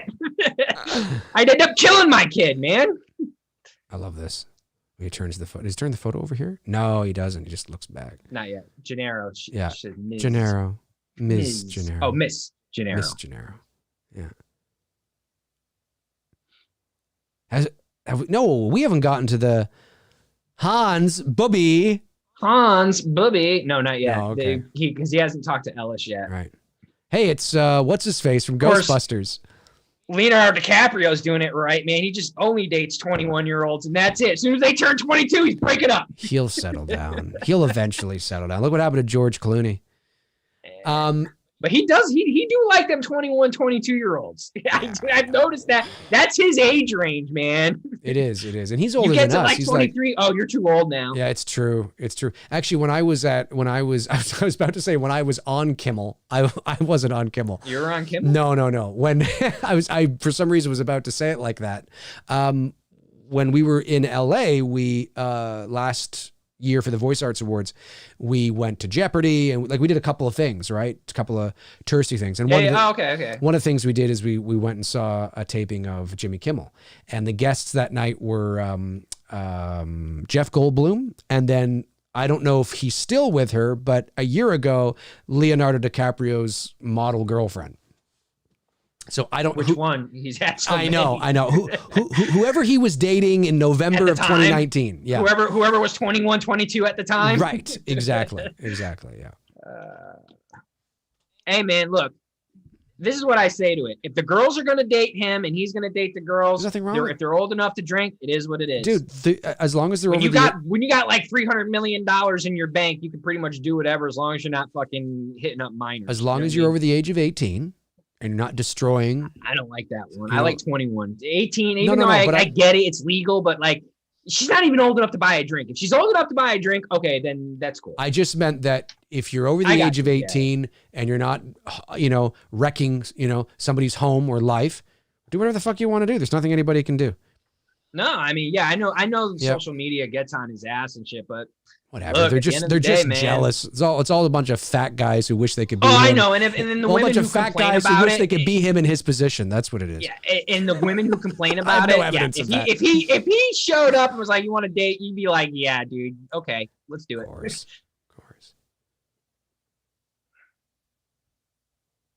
I told you the first time I was in LA, the driver I had was used to be his driver.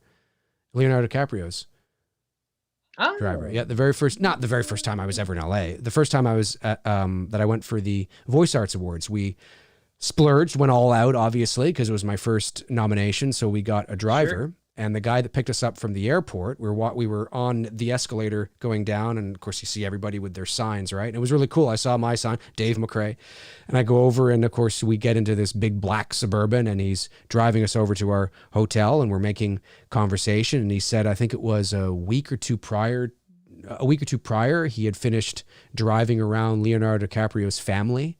For some reason, I forget what it was now. He had driven Justin Bieber and Selena Gomez, I guess, when they were all hot and heavy at one time. And he was telling us all sorts of stories. I was like, that's really, really cool. He was a really, really nice guy. Really nice guy. But I will say this, when people talk about like the maturity of people, it don't fucking change no matter if you're in your 40s or in your 20s. No. Okay. Both men and women, everyone acts immature and it's fucking stupid. Yep. That shit never fucking changes. Ever. So if you think like, well, I'm just going to wait to settle down when people are more mature in their 30s, you got a fucking rude awakening coming. Yeah. That's why I can't settle down, man. I don't know. I feel like there's just like a happy window of like, you date for a while, you have a lot of great sex, and then you're like, you know what? This was fun. Move on. No fuss, no muss. Well, there are some people that, if you want to go back into the primal biology of it all, that's there's an argument to be made for that. Argyle is, he's just looking at the bear. Yeah, he's looking at the bear. Tells him to shut the fuck up. Imagine if he gets into a really like belligerent, abusive, deep conversation. Oh, like, dude, you shut the fuck up, you piece of shit. He gets it out. You know what he should have done when he looked back there in the mirror? He should have turned around and said, I met this 15. I met this 6-year-old 15-year-old child. with his blank, With his pale, blank, pale, emotionless face and the blackest eyes and the devil's eyes. There's Huey Lewis. He kind of does look like Huey / Randy Travis. Huey Lewis / Randy Travis. That's who this is. We're at the scene here where, of course, the SWAT team are about to attempt to storm Nakatomi Plaza.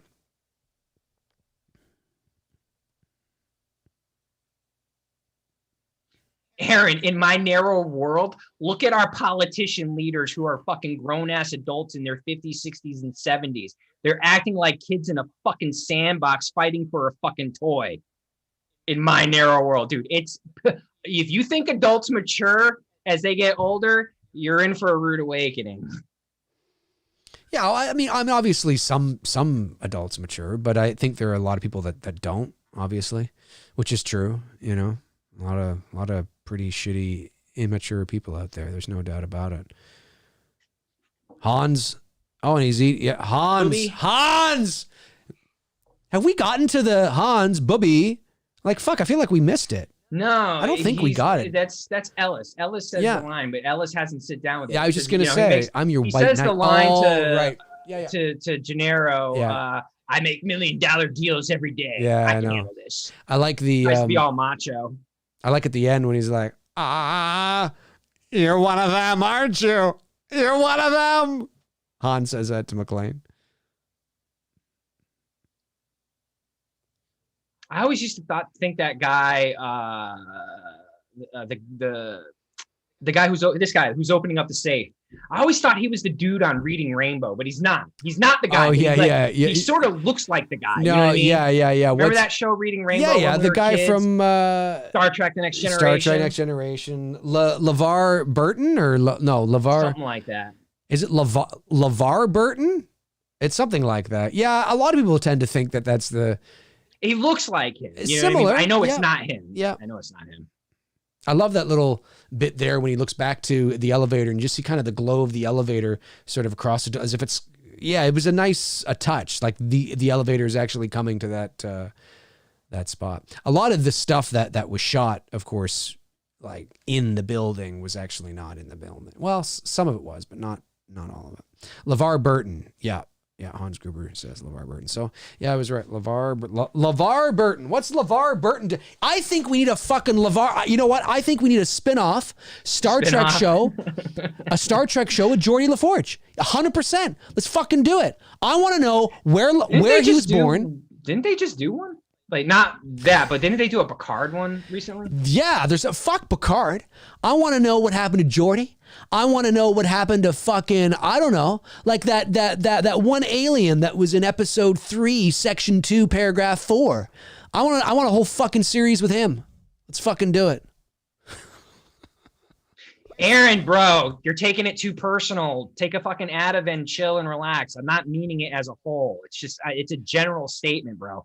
Relax. Sheesh. That's what I mean. Pull back, yeah. See, like, John McClane is clearly a guy out of his element here. He's clearly a guy out of his element. You know? Especially at this point. Yeah, 100%. You know what I mean? 100%. Like he's in that, because you're right, because in Die Hard 2 and 3, he's much more confident. More confident. He's more calm about the situation. Yeah. Here, he's screaming like, "Come on, dude!" Like, you know, like he's not sure how to handle the situation. That's right. Dude, you're totally right on the backstory of John McClane Yeah. Year One. It would make no fucking sense. It would make no sense. And again, I'm not saying he's not a good cop. I'm not saying that when he was back in New York, he didn't get into, a few little kind of things, but it's not like this. Not like this. Not if you're a cop. And not alone either. You know what I mean? He's not, he's never been a one-man show, but this movie does so well because it's not Arnold Schwarzenegger. It's not Sylvester Stallone, doing what, like again, it's an action movie, but there's a believability to it. Like you believe it, what he's doing, the decisions he makes, you believe his, look at this map painting. It's so good. Or the screen. Yeah, that's so great. I believe that explosion, the explosion you see I think that's a model. I can't hear you. My earphones are this. Oh, what happened? Oh, the You're explosion. getting drowned out by the sound right now. Oh, sorry, dude. Sorry. I can't hear you right now. Just say that one more time now about the explosion. I was just saying, I think the explosion we see is, they did that with a model. And now the smoke you see here is real. That's legit. Yeah. Well, it's probably just, Yeah, it's just smoke. But the actual like explosion, I think it was a model if I'm not mistaken. I always forget the principal from the Breakfast Club is the, like, don't you forget about that. me. I thought that guy had a Nintendo on his eye. And then that's Walter Peck from the journalist Ghostbusters. Yeah. He always plays a douchebag, and he plays it so well. There are some people that are just designated douchebags. I would definitely make one of them. Yeah. So if your next fan film, Dave, if you need a douchebag, all right, just be me. We'll just we'll put you as your name is your first name. Your first name is designated, and your last name's douchebag. Yeah, Dee designated douchebag.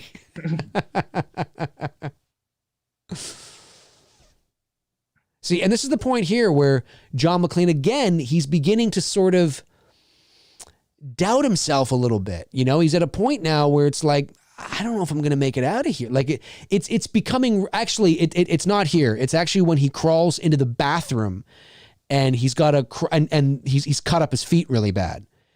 And he crawls into the bathroom and you see that blood, that trail of blood just kind of going along. That's when he has, you know, a conversation with Powell and you really you get a sense that he really believes for the first time that he may not make it out.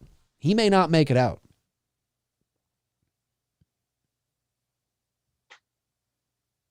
That's funny. Die Hard ranking, how would we rank it, Rye Guy? 1, 2, 3, 4. Yeah, I'd probably go in order. I know some people would put Die Hard with a Vengeance immediately after this one. I think the general consensus is that amongst the fans, Die Hard with a Vengeance is the second best in the series. I think people kind of tend to think that. I think it's a good movie. I do. I don't know. There's something about Die Hard 2 I like. But is Die Hard with a Vengeance a better movie per se than Die Hard 2? Yeah, maybe. You know, you have Samuel L. Jackson. It's back in New York. Also filmed in South Carolina too. There's a lot of areas that they filmed in South Carolina. Like the bridge scene was filmed on the old Cooper River Bridge, not the new one, but the old Cooper River. Which Bridge. movie are you talking about now? Die Hard with a Vengeance. Oh, okay. Yeah. My cousin actually has photographs when they shut down for the film production because he actually met Bruce Willis because they live over in that area. That's cool. Of Charleston. And so that whole bridge sequence that's supposed to be in New York was actually filmed in Charleston, South Carolina on the Cooper River, the old Cooper River Bridge. That fucking bridge was a nightmare to drive over. I hate comes. Here here's your line. Hans Booby. Hans Booby. Here it comes. I'm going to put it in the show. Hang on. Wait. Hans just looking at this dude like, I know. I'm about to blow your head off. Hang on. Hang on. I don't want. Here it comes. Business is business. Wait. Gun, I use a fountain. Wait. You're here in a hospital. He's such a fucking. He's a salesman, right? He's trying to get the. He's trying to get the sale. Am I right? Hans, Bobby, I'm your white knight. Just the way he's looking at it, like, this Bobby. motherfucker's gonna die. I know. Such a fucking tool. And he thinks he's like, these guys aren't buying anything. They're just letting him go on and do his thing, but he was dead from the beginning. It's so great. The moment he walked in there, he sealed his fate. 100%, man. Hans, I actually thought he said Hans Booby. And then Hans Booby. Yeah, Hans Booby. Booby. But then when I watched it with Darren and Frank a few weeks ago, I was like, oh, it's Bubby, like B-U-B-B. Kind of like Hans Bubby, or it's like Bubby. It's like a cross between Booby and Bubby. It's like Hans Bubby. I'm your white knight. And the way Han's talking to him too, it's like, fuck off. And this is good too. I like that they're developing a bit of a rapport. It would have been cool if Powell had more. Well, no, not really. Not really. Because he served his purpose. I take back what I was about to say. He served his purpose. And having him in Die Hard 2, when McClane makes that phone call and he's able to help him, is just, it was just a nice little kind of nod. Oh, agree. Mr. John McClane of the New York City Police. Yeah, and now he knows that he knows who he is. And now it becomes even more personal. You see, at the moment he knew that Holly wasn't necessarily in direct danger, but it's becoming more and more apparent. If Hans knows who he is, there is a higher probability that Hans may know who Holly is too. And who she is and how she is related to him. And the last thing that McClane wants, of course, is for Gruber and his team to discover that Holly has a connection to him, and the kind of connection that is, because obviously then that's bait right there. That's fucking, it's over, and we get that a little bit at the end of the movie anyway, but. He's like, what have you told them? And he's asking because he's like, what the fuck have you told them? I like the first 4 films. I don't know how, I enjoy watching them. Sometimes I don't like to rank movies because if I like it's like the Rocky series, -5, which I can tolerate 5 sometimes. But they're all good films and I enjoy each film for its own. Yeah, I understand. Purpose, I guess. I don't know. I mean, obviously the first one's always going to be legendary. The sequel was good, but 3 has its own, and 4, with Drago. It's the same thing with Die Hard, especially in the first 4. 5 is just fucking a shit show. Yeah. They're good action, fun movies, I feel like sometimes when you say one is better than another, it's like discrediting the people who worked on the sequel films, saying that it wasn't as good enough.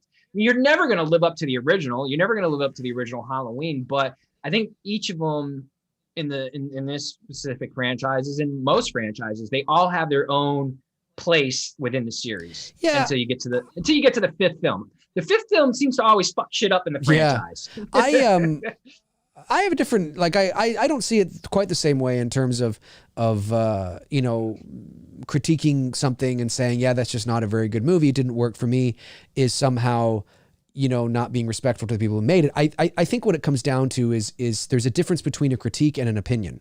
And, as I often say, and if you can actually quantify your reasons for not liking something in a mature, respectful way, you can actually quantify it, you can tell us, you can show us, and you can justify it. You can actually make sound and reasonable arguments of why narratively, structurally, character development, whatever your problem is, why this doesn't work, how it relates to the things that became before it, all that stuff. And I understand that that's getting a little cerebral, but if you can do that, if you can actually do that, you don't have to do it to the, an intense degree, but I just mean you actually can just say, and when I'm talking, when I'm saying you, I just mean, the collective you, all of us.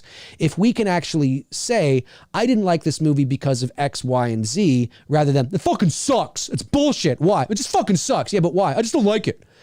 Well, that gets a little tiresome. And that's just like, I can't, how am I supposed to take you seriously when I don't, okay, you didn't like it. Okay, next. I can't. Yeah, it's I get when people say Halloween 5's a shit show. It fucking sucks. I understand that. But when we say it, we're coming at it with an articulate reason. Well, this is what they did to the character. This is what they did to this character. This is what they did to Michael. These are all the reasons. It's not just saying the movie fucking sucks. Right. We're dissecting it and breaking it down on why we don't think it's an enjoyable film for us in the franchise. There you go. And I don't think there's anything wrong with that. I mean, it's art. It's out there to be measured and if you're a fan of it, at. you're a fan. And if you're a fan of it, you're a fan of it. But I think I think it's just about whether you can articulate why. And I mean, you're always going to have, the kids, and I say kids because it's usually kids that do this. Fucking just bullshit, man. Fucking sucks. And that's as far as they go. That's as far as they go. Right. And sometimes it's just a feeling. Sometimes it takes years to know why you don't like something. Sometimes, you don't know why. It's just a feeling. You don't like this movie. You didn't like it as much as the first one or the one that came before, but you can't really, articulate why. It's a feeling. It's just, I don't like it because I didn't like this. It was too slow. It was too fast. I didn't like special effects. Or, this is, sorry, not to cut you off. You ever seen the meme on this where it's like, if you know the term Asian dorn, you had a badass childhood. No. There's a meme with this the quote here where he's talking about releasing all these different hostages around the world. And he says Asian Dorn, and Carl looks back at him and whispers like, Asian Dorn? Like, what the fuck is he talking about? So there's a meme out there that says, if you know the term Asian Dorn, or whatever the actual line is, whatever, right. You had a badass childhood because it's the reference from Die Hard. I see. Okay. No, I haven't seen that meme. We are 1 hour, 27 minutes into this movie. Still about 40 minutes left to go. This is a long movie. It is. But what is it? 2 hours? It's 2 hours and something. 2 hours and change. Yeah. It's a long movie, but it's great. Still holds up to this Asian day. Dawn. Thanks, Hans. See, Hans Gruber, sorry, dude. I couldn't understand. Well, at least Asian you didn't Dawn. say Asian dong. Shit. If you were an Asian dong, if you know that you had a great childhood. Oh my God. Yeah, if you know Asian dong, you had a great childhood. You'd be like, what? Look out, ladies and gentlemen. Look out. You see right here, again, John McClane, it's not, he's starting to feel it. He's starting to feel it. He doesn't know if he's going to make it through. He doesn't know. So to do a backstory would be like, it's just because you would have to do a backstory, to do a prequel to the first Die Hard. Well, it's Die Hard. It has to live up to the name Die Hard. So it would be an action movie with a young John McClane, like maybe 5 years before this movie. But what? You can't do that. You can't do that. There was no major action in his life at this degree before this movie. That's the whole point why this movie works so well, and works so well as even a standalone. What did he say? Cool it, Harvey, or cut it, Harvey. I forget what he says. Look at that hair. Some good hair right there. It's like a fucking Ken doll. Oh man, all news anchors, man, they always got perfect hair. It's like a Ken doll. It's like a Ken doll. There's Ellis, dead. Dead. He's deader than a longer, doornail. He's no longer the White Knight. Hey, booby, you're dead. Powell actually had some screen time in this movie. Like he hardly has any screen time in Die Hard 2. Like one scene, right? He faxes him something. I think, you know what? Do a Die Hard 6. It's Powell and John McClane teaming up. Is he still alive? That actor? I think so. They've become friends. They're going on vacation together with their families. And shit hits the fan. And Powell and John McClane in their 60s have to fucking take everybody down. But do it like Expendables. Do it like as if it's a little self-aware, so it doesn't take itself too seriously, and they're just fucking like Powell and John McClane teaming up, tearing shit up. Why not? I love how they got to have the steam in there. I don't think steam would really be doing that. And if it were steam, he'd be probably burnt if that type of steam was coming out. Yeah, if it was hot or cold, yeah. Well, if it was cold, it still would burn. It would just be a different type of burn. And if it's hot steam, well, then he's really fucked. Yeah, if you've ever been burned by cold steam, folks, believe me, it hurts in its own way. It's a different type of pain. It's not the burning like hot steam. Here it comes. Oh no, please no. No. You're one of them, aren't you? You're one of them. Here it is. Please, God, no, you're one of them. Please, God, no, you're one of them, aren't you? This was good, though.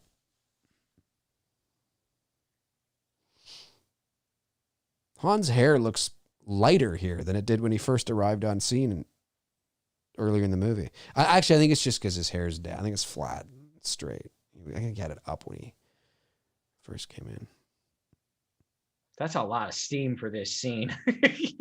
You can see someone in the background waving the steam. Do you see it? Yeah. Like steam does not move like that, but there's someone back there. I can imagine on set, we need more, shake it back there. We need more steam. Steam does not move like that.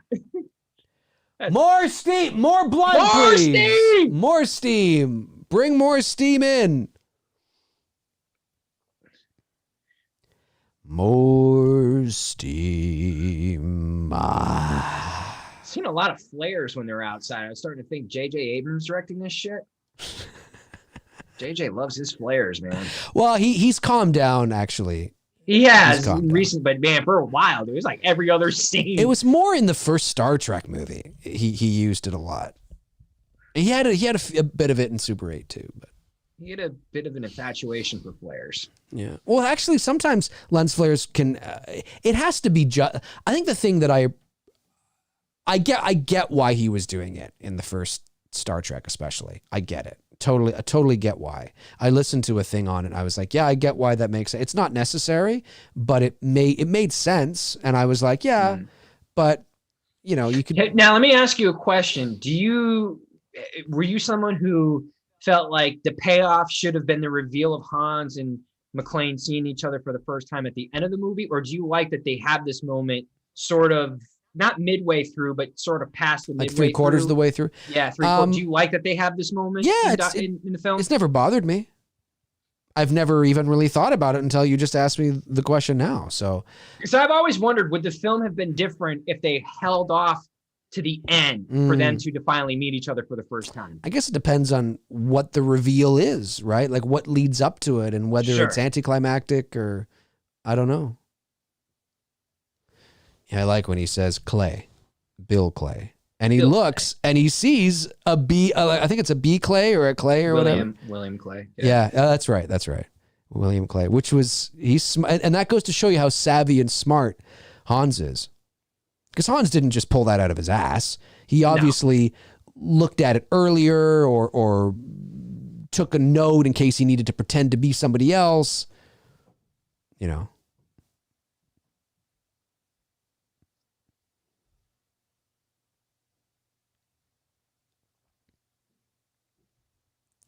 Yeah.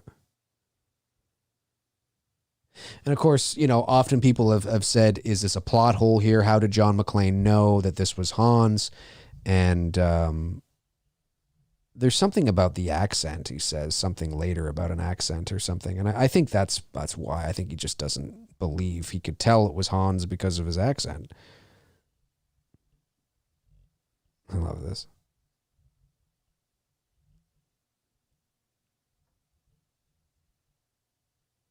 Yeah, this isn't even the. Oh, that's fucking right. He hasn't even got to the washroom yet, where his feet are bleeding. No, not yet. Coming up. Yeah.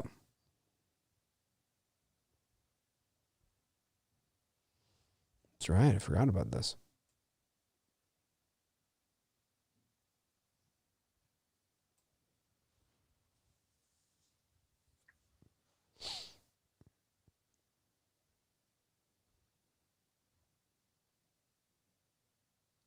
Oh, you know what? Great cinematography in this. Die Hard drummer 84. That is a good point. McClane does see him through the vent after Carl's brother dies, and he writes his name down. That's true, but is it from the back though? No, he gets a clean shot of him. Does he get a clean shot of him? Yeah. We have to rewatch that scene again. That would make either way. From the angle, he knew that he was one of the terrorists. Yes. Yeah. Yeah, I don't know. Yeah, that's a good point. I've never seen anybody bring up that point, and it is a good point. It is a good point. But you have to know. It's funny because I never watching this scene. You're drowned out right now because of the sound. Yeah. That's some great squibs. That was great. The knees. Oh, it was great. Shoot the glass. Shoot the fucking glass.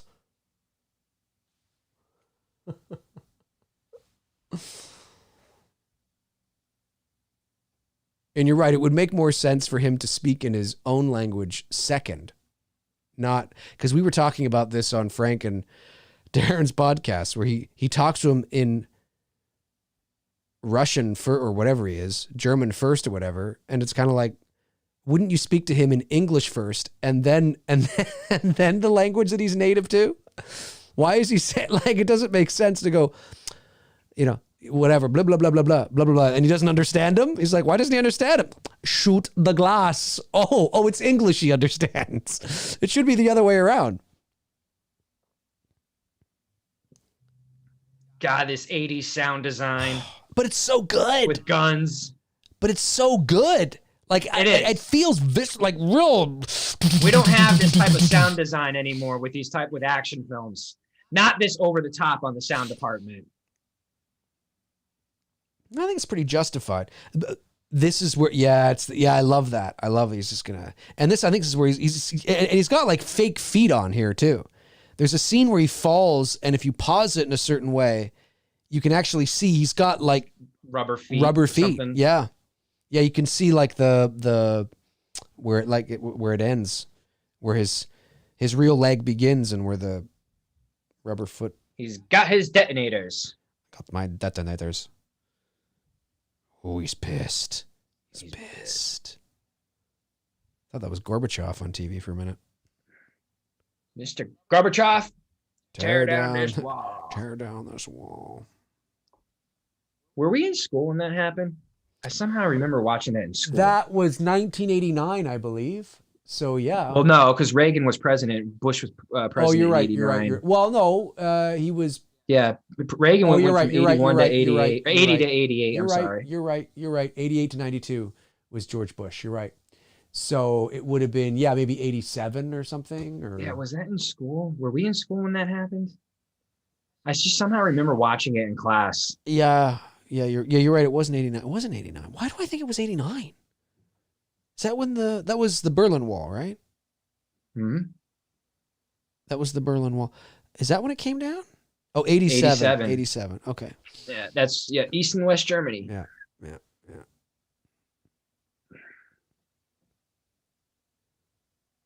The shuttle, I remember watching that in class. Yeah, Challenger. that was 86. That was fucking crazy. This is so great. Seeing him slide into the bathroom with that much blood. Like, that's a lot of blood.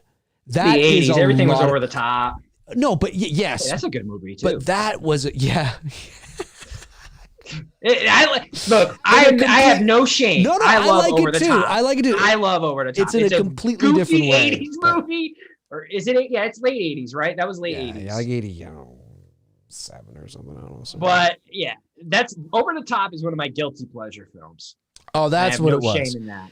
Bishop Walther says the speech was 87. The wall came down in 89.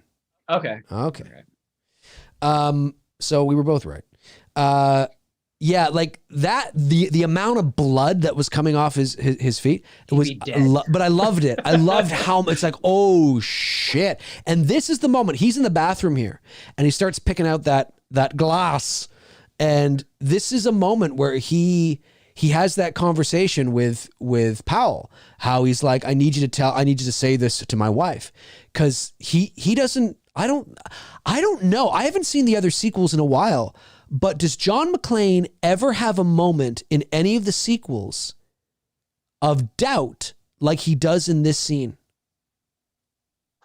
In any of the sequels? Do you know, Tony? Can you remember whether John, in any of the sequels, 2, 3, 4, even the shitty ones, 5, I'm trying to think. does he ever have a moment like this where he's like, I don't think I'm going to make it. Total defeat. Like, I'm not going to make it. Yeah, like, I don't think I'm going to make it.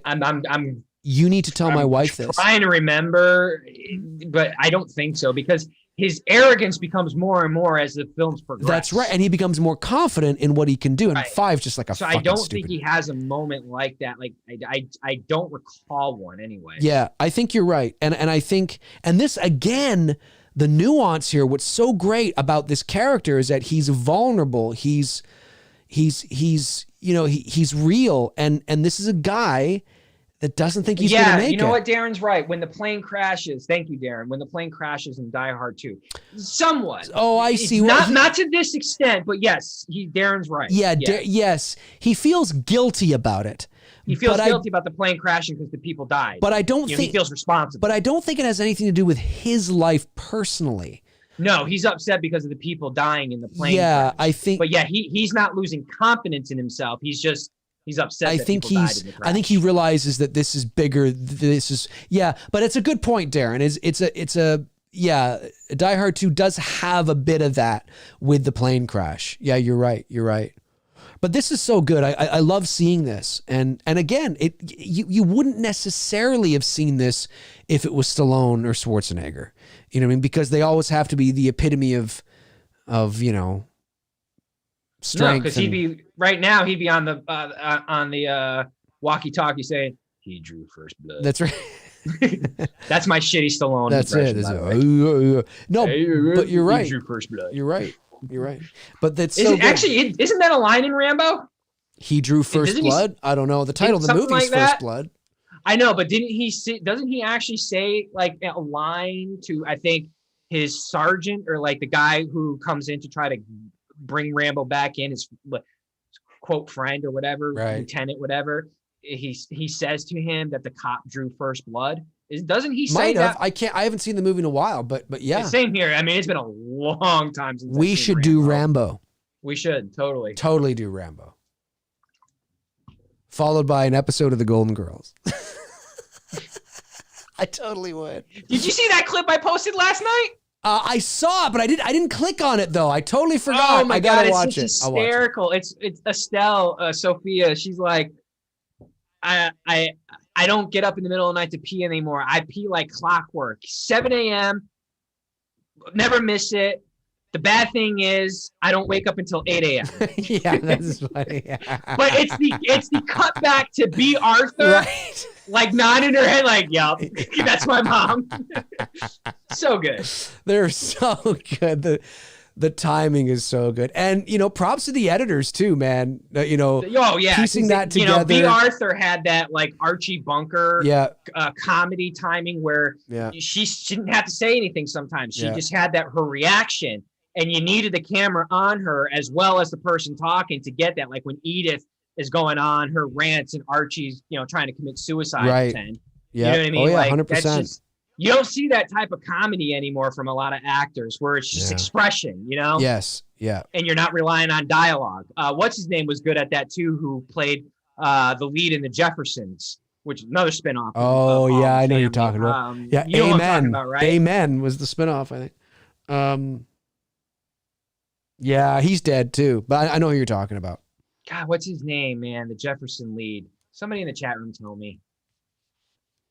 Look at those fucking phones. Look at that cell phone. I want to get a cell phone Morris, like that. Man. Wasn't it Herb? Was it Herb? No, something. I think it's got an H in his name. I think the guy you're thinking of. I think he starts with an H, or he's got an H in his name. First or last name has an H. Chat room will let us know. They're looking it up right now. Wheezy. Yeah, Wheezy. That's right, Wheezy. It's probably a selection of the chat room that's like, what the fuck are they talking about? Talking about some of the greatest sitcoms I was right. Ever. Sherman Hemsley. I was right. There was an yes. H. I was right. There was an H. Yes. That's right. Yeah, he died like quite a few years ago, actually. Yeah, look at all that blood. That's great. Like, that's like you need fucking like 50 stitches in the bottom of your foot. That's what that is. That's I shot him 6 times and, blood. Yep. And now his fucking tank top is off. Like, this is the first time we're seeing sweaty, bulging Bruce Willis. 1:45, almost an hour and 46 minutes, and McClane is on the walkie-talkie talking to Carl Winslow. That's right. AKA Powell at the time. Yep. He goes into changing his name. That's right. He does for Family Matters. Can you imagine it's in the same universe? That'd be funny. But yeah, he's and he's shirtless now. He took the tank top off. He did. He's shirtless. Got that 80s hairy chest going on. Yeah. His pecs are bulging. His biceps He's are actually rippling. not in bad shape. He's No, in he's the in good kind of shape. shape that, like, if I'm that in my 40s, throughout my 40s and 50s, I'm happy. Yeah, the funny thing is he's in his 30s here. Well, I'm saying, like, he's not like, Stallone and Schwarzenegger. No, like exactly. Rambo. But like his physique is a good physique. there's nothing for, like, wrong if with you're- it. You know what I mean? There's If you're in nothing your wrong 40s and 50s and that's your physique, you're doing all right. Yeah, I know. Hey, Google, what year was Bruce Willis born? Bruce Willis was born on March 19th, 1955. Yeah, so he's Oh, fucking same age 30. as my, He's born, 33 a week years after old. my dad. Dude, Holy fuck. dude, he's 33 years old here. He's 33. He's in great shape. Oh yeah, no, he is. But I'm just like, we're like 10 years older than Bruce older Willis than him. right now. Is here? But actually, he looks older than you and I do. Yeah, well, this that's movie. my point. But I was talking. He does. He looks a lot older than us. But that's what I was. No, I wouldn't say a lot older than us. I would say he just looks no, like he, a guy. he looks like he's in his 40s in this Well, yeah, movie. well, but yeah, I was just gonna say, he looks like a guy our age. But I Yeah. think that's what it is. That we always have this idea, like looking at that. This is the perfect example. Bruce Willis is 33 years old here. Is it crazy? Maybe it is. Maybe, like, when you look at shows back in the day, people just looked more mature and older than they do now. You know what I mean? Yes. Oh, well, and a part of that too was what they wore. I mean, when you look at that is true. My Style, parents, fashion had a yeah. I mean, right. my dad and mom were teenagers in the 50s. And when I look at photos of them or look at, 50s, just, I don't know, a commercial or whatever, and you see what the teenagers are wearing in the 50s, I mean, guys wore like suits to school. And I don't mean because it was part of their wardrobe, because it was some like private school. They just wore like dress pants, dress shoes, and a fucking collared shirt. That's what you wore. And the women dressed in like, the long dresses. And it sounds very cliche because we only see that shit in movies now. But that's why the movies depict them like that, because that's what they wore. But to also say, you and I, we could easily pass for I would say you and I could pass for like 33, 34. We don't look 41, 42. You know what I mean? Could definitely pass for somebody who's in their early 30s. Yeah, but Dave, if you me. shaved your beard, because you got gray in your beard, but if you shaved it, it would you would look younger. You would probably look 32, 33. Yeah, I would definitely look younger. You don't look like you're about to turn 42. No. The beard, yes, with the gray in it, it does give you that mature age look, but still, you don't. Yeah. I wouldn't say 42. Yeah, no, or about to be 42. I appreciate that. Yeah, I don't know. I try to take care of myself too and eat right, and I haven't done the weights in a couple of months. I got to get back to that. But I went for a run today, so I'm trying to keep healthy as we get older, I certainly. I've always looked. Yeah, I certainly wouldn't think I don't know. Yeah, no. If I shaved, I'd look younger. So that's what I meant by because Willis looks like he's in his mid 40s in this film. If I can have that physique in my mid 40s, I'm good. Yeah. Oh, he looks good, but he's 33 though too, right? So the question is, what kind of physique did Willis have in his mid 40s? Which would have been like late 90s. You know what movie I like with him in it? He looks like in this film, he looks like someone who works out, but he's not like a bodybuilder. Yeah. You know what I mean? Yeah. What's the... Oh my God, those little 80s. That's the kind of television that Hans had on the desk there. That little color TV with the end. That's the kind of TV that my grandmother had on her little table out on the... That little that's the kind of oh my God, I can just totally picture her sitting there smoking her cigarettes, that little fucking TV there, and awesome. Golden Girls. I love this. And now he realizes he connects the dots. He connects the dots, and now shit just got very, very real. Now, for the first time in this movie, even Holly appears to be very scared. Yeah, because she realizes what this means. The way Hans came out of that room and shot up in the air was like a fucking dancer. He comes out and he's like, we can't backtrack, but if you watch him, he flies out of that room and he's like Michael Jackson, like, hee hee, ow! Like he just shoots it in the air. It's fantastic. It was very theatrical. It was great. I loved it. Now, of course, I got the skin complexion of an 80s wrestler. No, you know what it is? My white balance, something's wonky on this camera's white balance, and I got to send it in to have the white balance looked at. I think something has Well, to you be also live in reset. Georgia, dude. So you probably get. I mean, Yeah, but no, I've been noticing that tonight. Like I'm a little more Oompa Loompa than usual on the screen. Okay. And I've been trying to adjust my white balance. I look I very. gotta send this.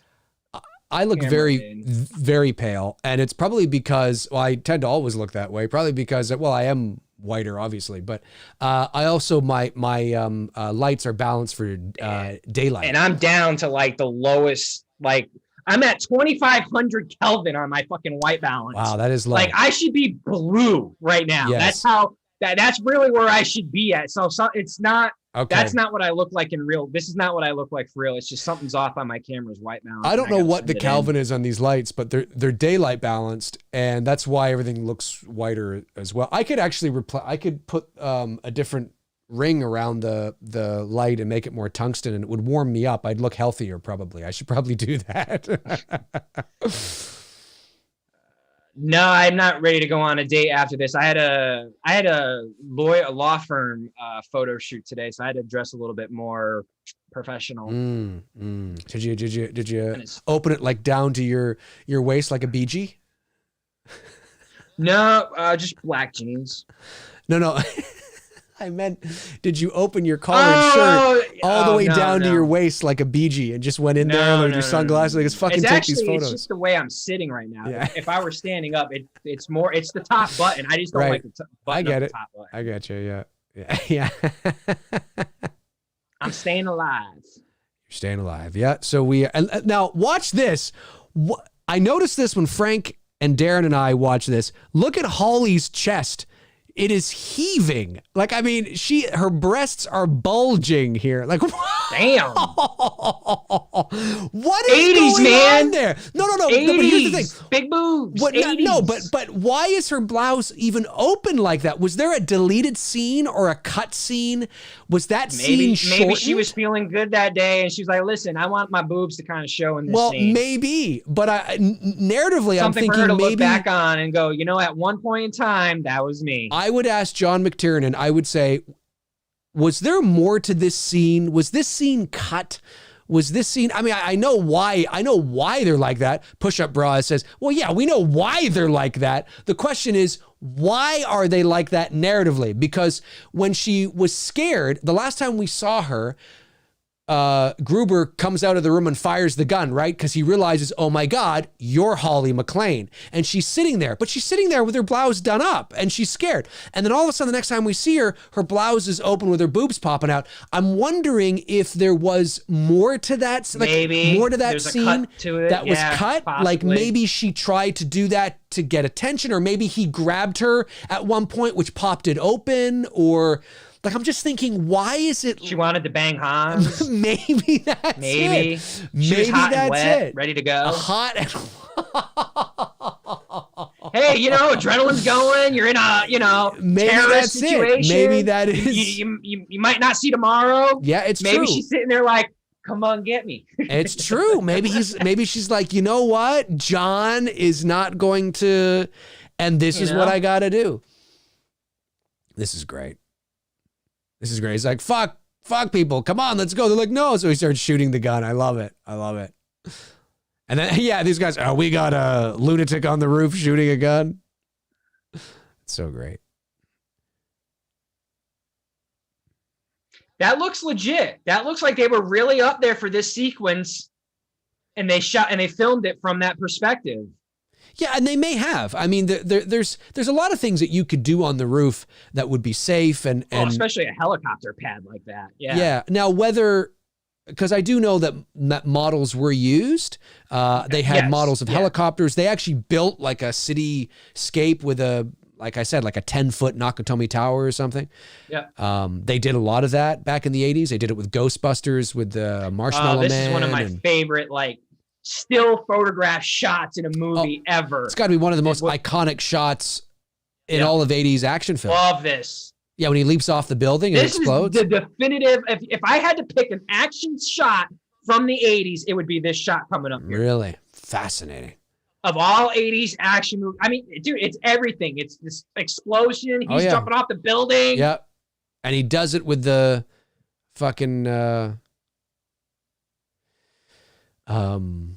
fire hose wrapped around. I mean, him. obviously he's not on a real roof for this one. We know that. No, not when he jumps. It might not even be him that jumped.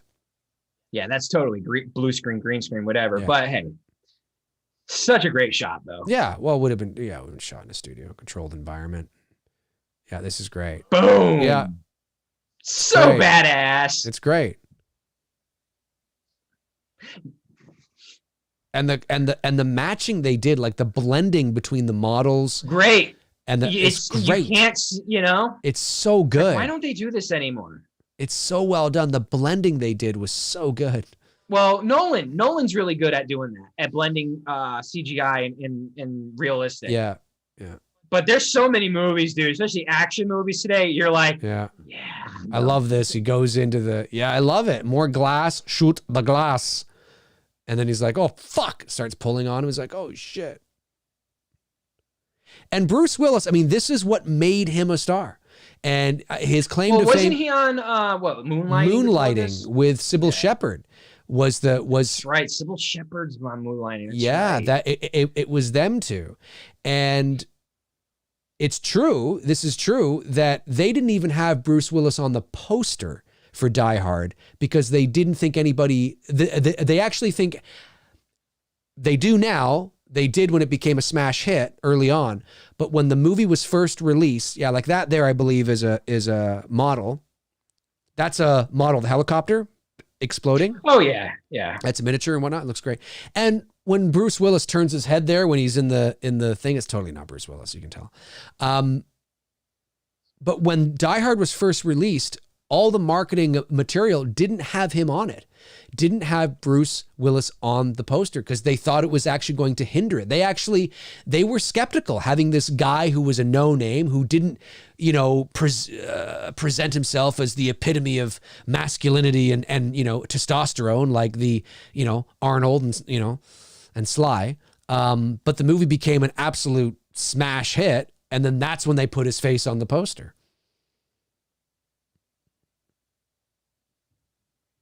Of course, this is the ambulance. It's in the back of the fucking car, which wasn't there at the beginning of the movie because it was a reshoot. Like, where did this ambulance come from? So great. Tony Scott, did he have something to do with this movie too? I don't know if Tony Scott did. Because Tony Scott is dead. Yeah, he's the brother of. I know he's dead, Ridley but. Scott. I love when he comes out, Hans. You know what Bruce Willis should have said when he yells Hans? He should have gone, Hans, Bobby. That's what he should have said. Hans, Bobby. He screams. Imagine Bruce Willis screaming Bobby. Bobby. That's what he said. Hans, Bobby. Bobby. That would have been so good. That would have been hilarious. Hans, Bobby. It's like, what the fuck? Yeah. So your fucking limo company's not going to be too pleased. Yeah. Like, way the fuck to go. So now that 2021 has officially begun, what are you looking forward to this year for films? Well, one of my McRae lives is going to be that this week. I don't want to talk too well, much then you about don't it. have to answer that. Yeah, now. I might not be able to do a McRae live tomorrow morning. So I might have to just do Thursday, Friday. I'll know more sort of later tonight, early tomorrow morning. Definitely looking forward to Top Gun Maverick. But I'm going to talk about the movies that are coming out this year, and I'm looking forward to look at this. Hans, Bobby. Bobby. I mean, can you imagine if he actually said that? How fucking amazing that would be, and completely unnecessary and hysterical and completely cringy, but amazing at the same time. Would have been so good. I love how he's dragging that foot too, and you can see the sort of the trail. I love it. Like this guy who's been through hell. This is the guy that has been causing this. This guy who's standing there. Look at him. Look at the carnage that has been inflicted on him. Look at he's shirtless. He's got blood all over him. His foot he's got no shoes or socks. He's been through hell. Yeah. He's been through hell and he's still standing. He's the one that's caused this whole fucking thing to go awry. He's the thorn in Hans's ass. Sorry, Huey. That's right. That's right. Huey. No, he goes to shoot John McClane. He goes, "That's the power of love."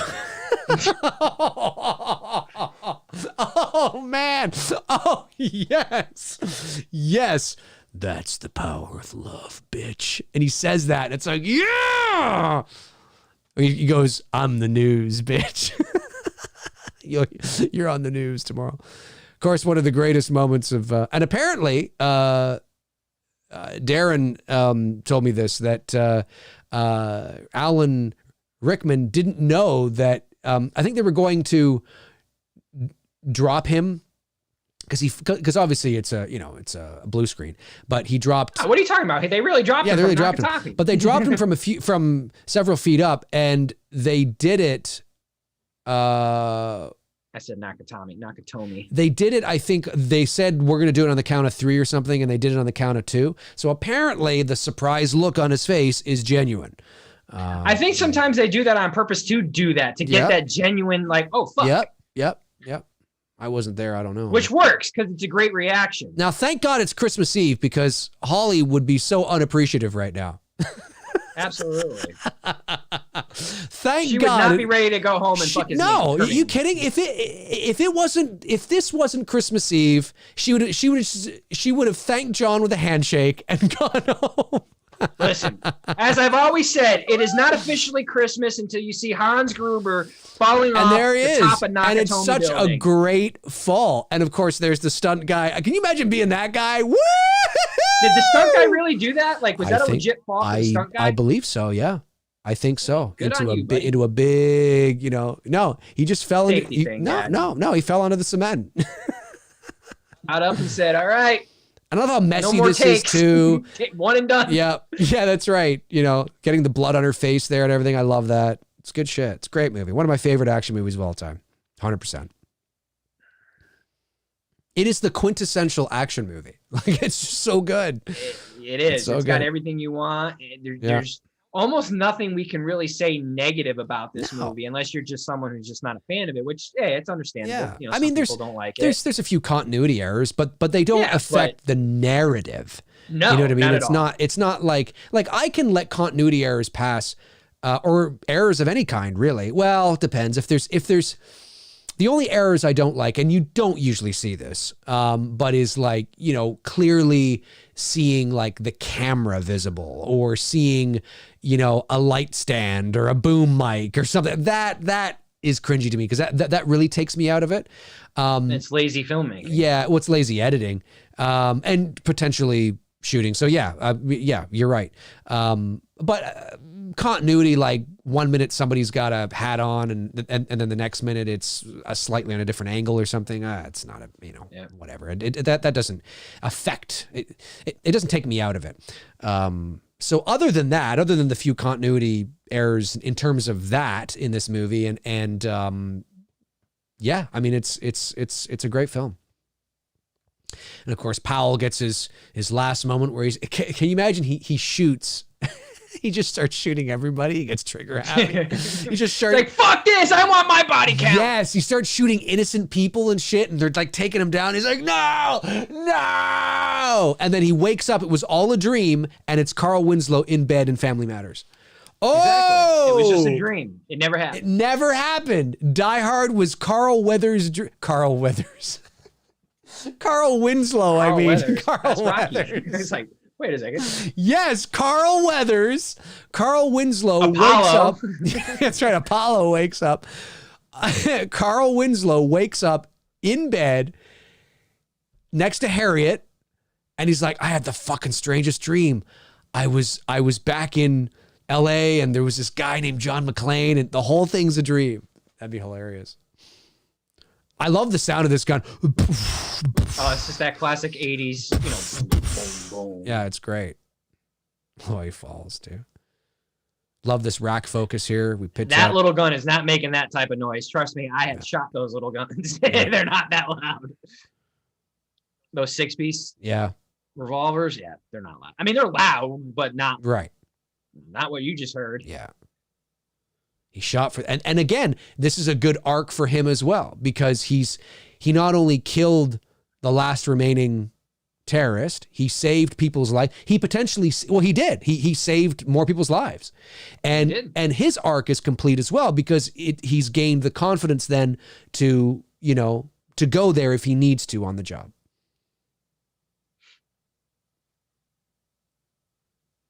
Yeah. Doesn't she slug the douchebag?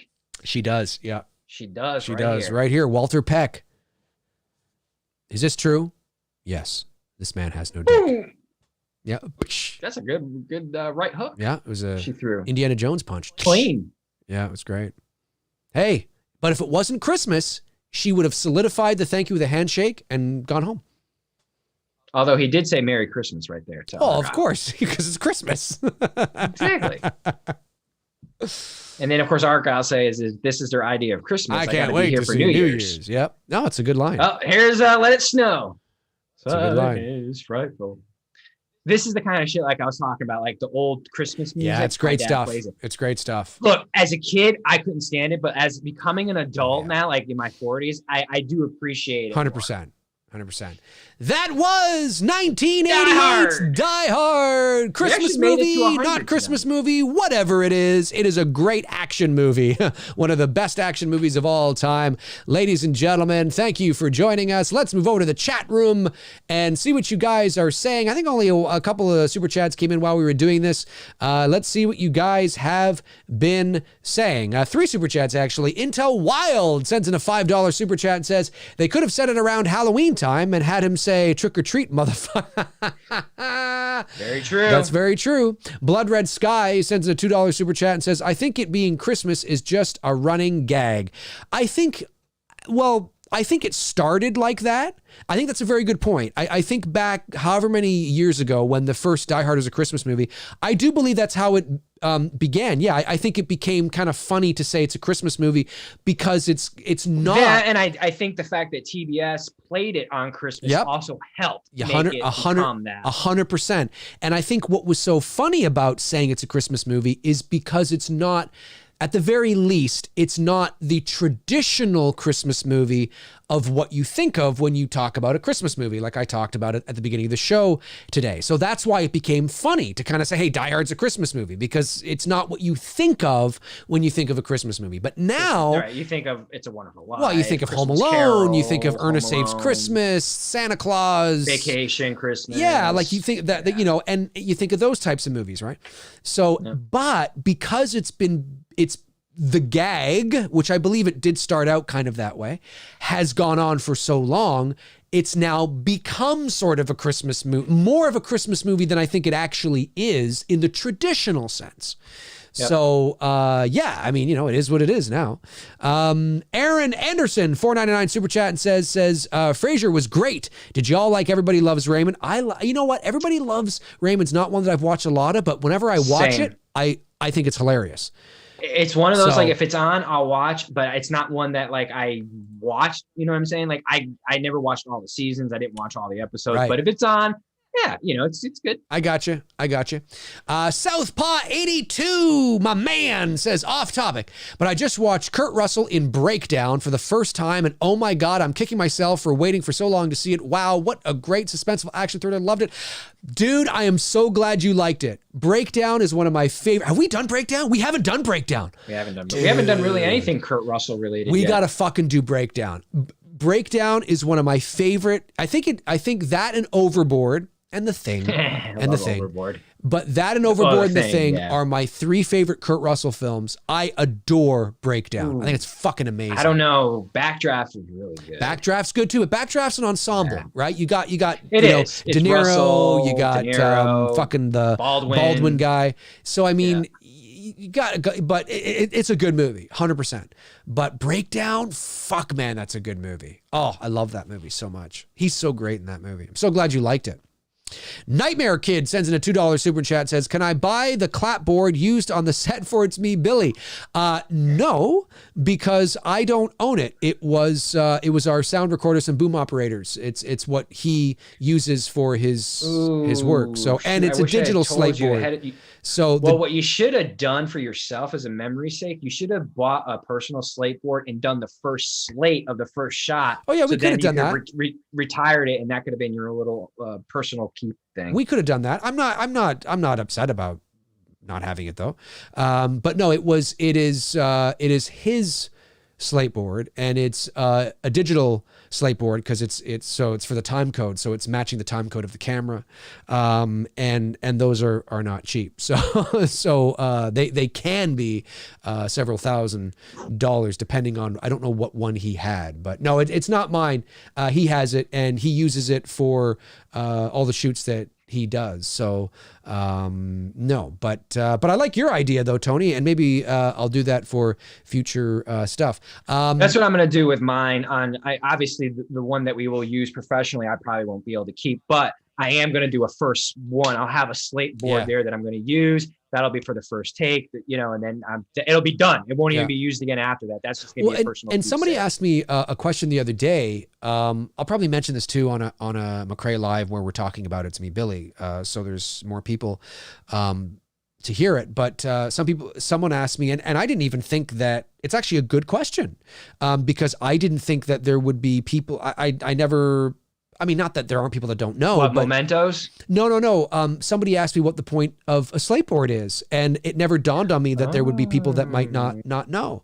And well, there's two reasons. It's a good topic to talk about. It is, yeah. There's two reasons. The first, of course, is to keep track of what scene you're doing. If you have a multiple camera setup, then your slate board will have either camera A, B, C, whatever. What scene it is, scene 36, take 4, whatever. We'll have the name of the production, the name of the director or directors, and the name of usually your DP.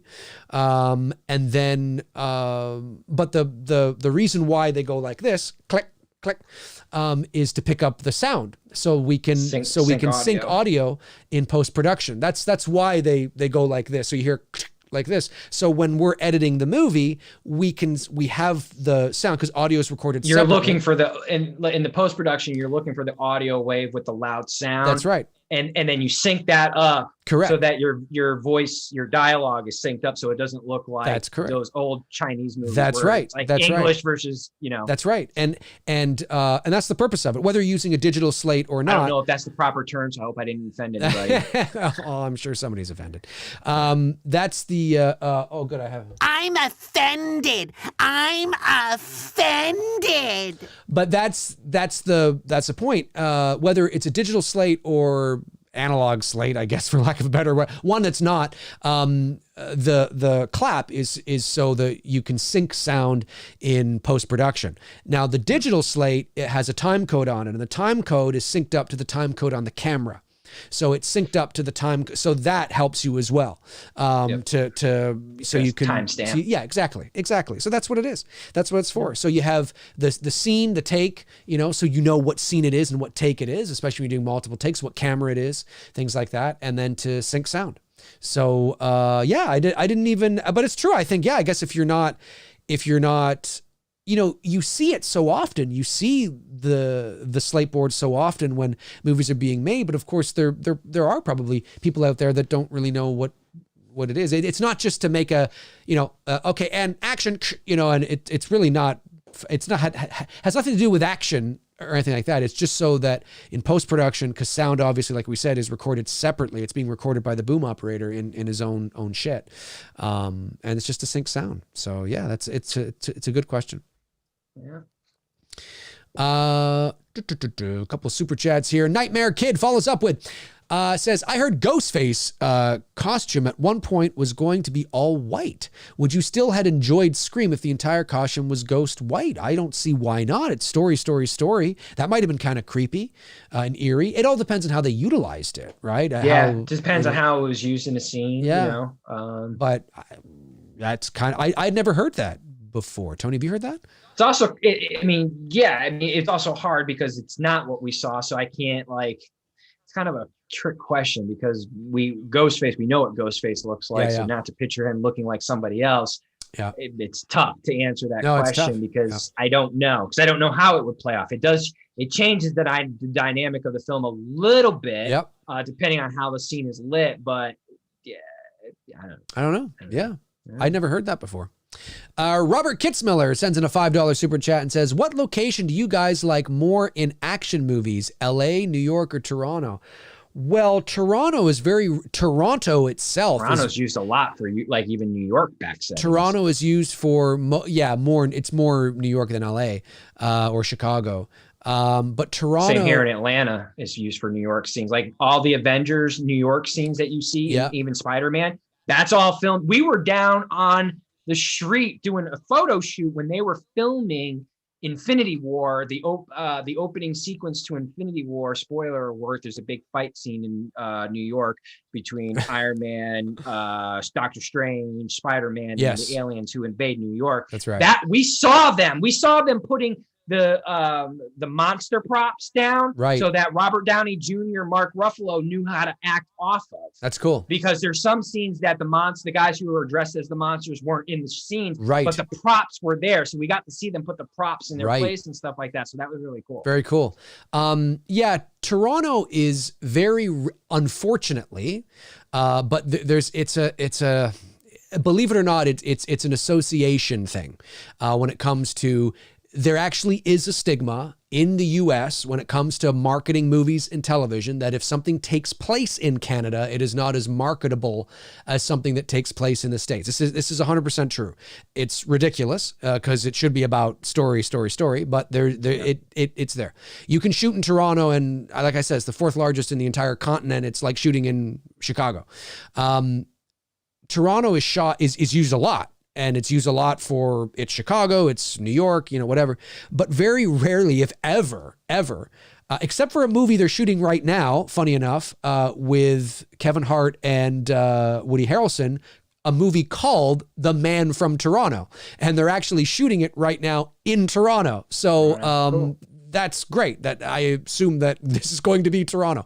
But that being said, yeah, very rarely is it an action movie that takes place in Toronto. It's shot in Toronto, but it's usually always supposed to be New York or LA. But I can always tell because I recognize, the buildings, but, so I don't really have a preference, really. I don't really have a preference, I mean, as long as the action movie's good and the stories are good, I don't really care where it takes place. Yeah. Zach Axiola says, Dave, my most anticipated film of 2021 is Halloween Kills. It has the potential to break the curse of bad sequels in this franchise following good ones, like how Part 5 did to Part 4. Thoughts? Well, I think Halloween 18 is a fine modern slasher movie. I don't particularly think it's a great Halloween movie, but I understand the principle of what you're saying. It did very well at the box office. There isn't a general consensus to Halloween 18 that it's like Halloween 5 or Halloween, Resurrection or something like that. It is more liked than those films. So certainly I get the point you're making. I don't know if it's my most anticipated. I don't know. I still got to go through my list, but certainly if it's, I hope it's good. I always hope movies are good. I always hope for the best. I always hope it's good. I really do. I don't know if it's my most anticipated either. I don't know. Well, the Batman, that's one I'm looking forward to a lot. Dune, Kong versus Godzilla. Maverick. There's a lot of good flicks coming out this year. Depending on how they're coming out is the question. Whether it's theatrical. What I'm really interested in seeing? And it's kind of funny because I appreciated the idea of the first one. I liked it. I didn't love it because I was taken out of it by the fact that I didn't believe in the characters' choices. I thought the characters' choices, I didn't believe that you would make those choices in the circumstance and situation that you were in. I thought the idea was great. And I liked the movie. I think there's a lot of potential for it. But I wanted to like it more than I did for the reasons I just said. And that's A Quiet Place. And I'm very curious on seeing A Quiet Place 2 because I'm like, I wonder if I'm going to believe these choices more. So it's an extension. That's right. That does come out this year. We've moved forward. What's his face is dead. The Krasinski's character, I think that's the guy, right? Yeah, I think so. I think he's directing this one. So, and he directed the last one. I'm curious on seeing it because I didn't hate the movie. I didn't hate A Quiet Place. I thought the idea was really cool. I just didn't believe that these characters would do these things if this was like get pregnant, like fuck off. You know what I mean? Or like do like there were just certain things. It felt to me like, hey, let's bring a baby into it because baby adds suspense because the baby's gonna cry. What's gonna happen? And I'm just like, yeah, but I don't believe that you would be if this was actually happening, that you would be that stupid to fuck and bring a baby into this world. And somebody says, yeah, but they have to repopulate the world. Yeah, but they're not the only people left. You can see the people across the fucking world. They're not the only people left. They didn't have to do that. Not yet, not now. Anyways, that's just one little thing. I had issues with the movie in terms of the decisions. I had trouble believing the characters. Sure. However, Conjuring 3 comes out too, right? Right. Yeah. I really like the idea of A Quiet Place. And there's certain things in there I liked. So I'm very curious on seeing part 2 because you're taking it to the next level and it knows what it is. And I have this feeling I might like A Quiet Place 2 better. I just hope that I believe the decisions. Like don't have the characters do dumb shit for the sake of making suspense. Cause it's like, yeah, if you were really in this situation, you wouldn't do that. Like you wouldn't be that irresponsible. You wouldn't just little things like that. But so I'm curious in seeing that. The Conjuring 3, still don't like the title. I think they just should have called it The Conjuring 3. But that's one. The devil inside me or something. I'm really looking forward to seeing that. That comes out this year. That's based on a really good story. Yeah. Of one of Ed and Lorraine Warren's cases. I hope they do it right because if you know the story, if you read the book that Ed Warren did, it's good. It could potentially see for me. I love The Conjuring. Yeah, it's my top 10 first one's great. Films. 2, it was all right. This has the potential to be better than 2, right? If they do it right. Right.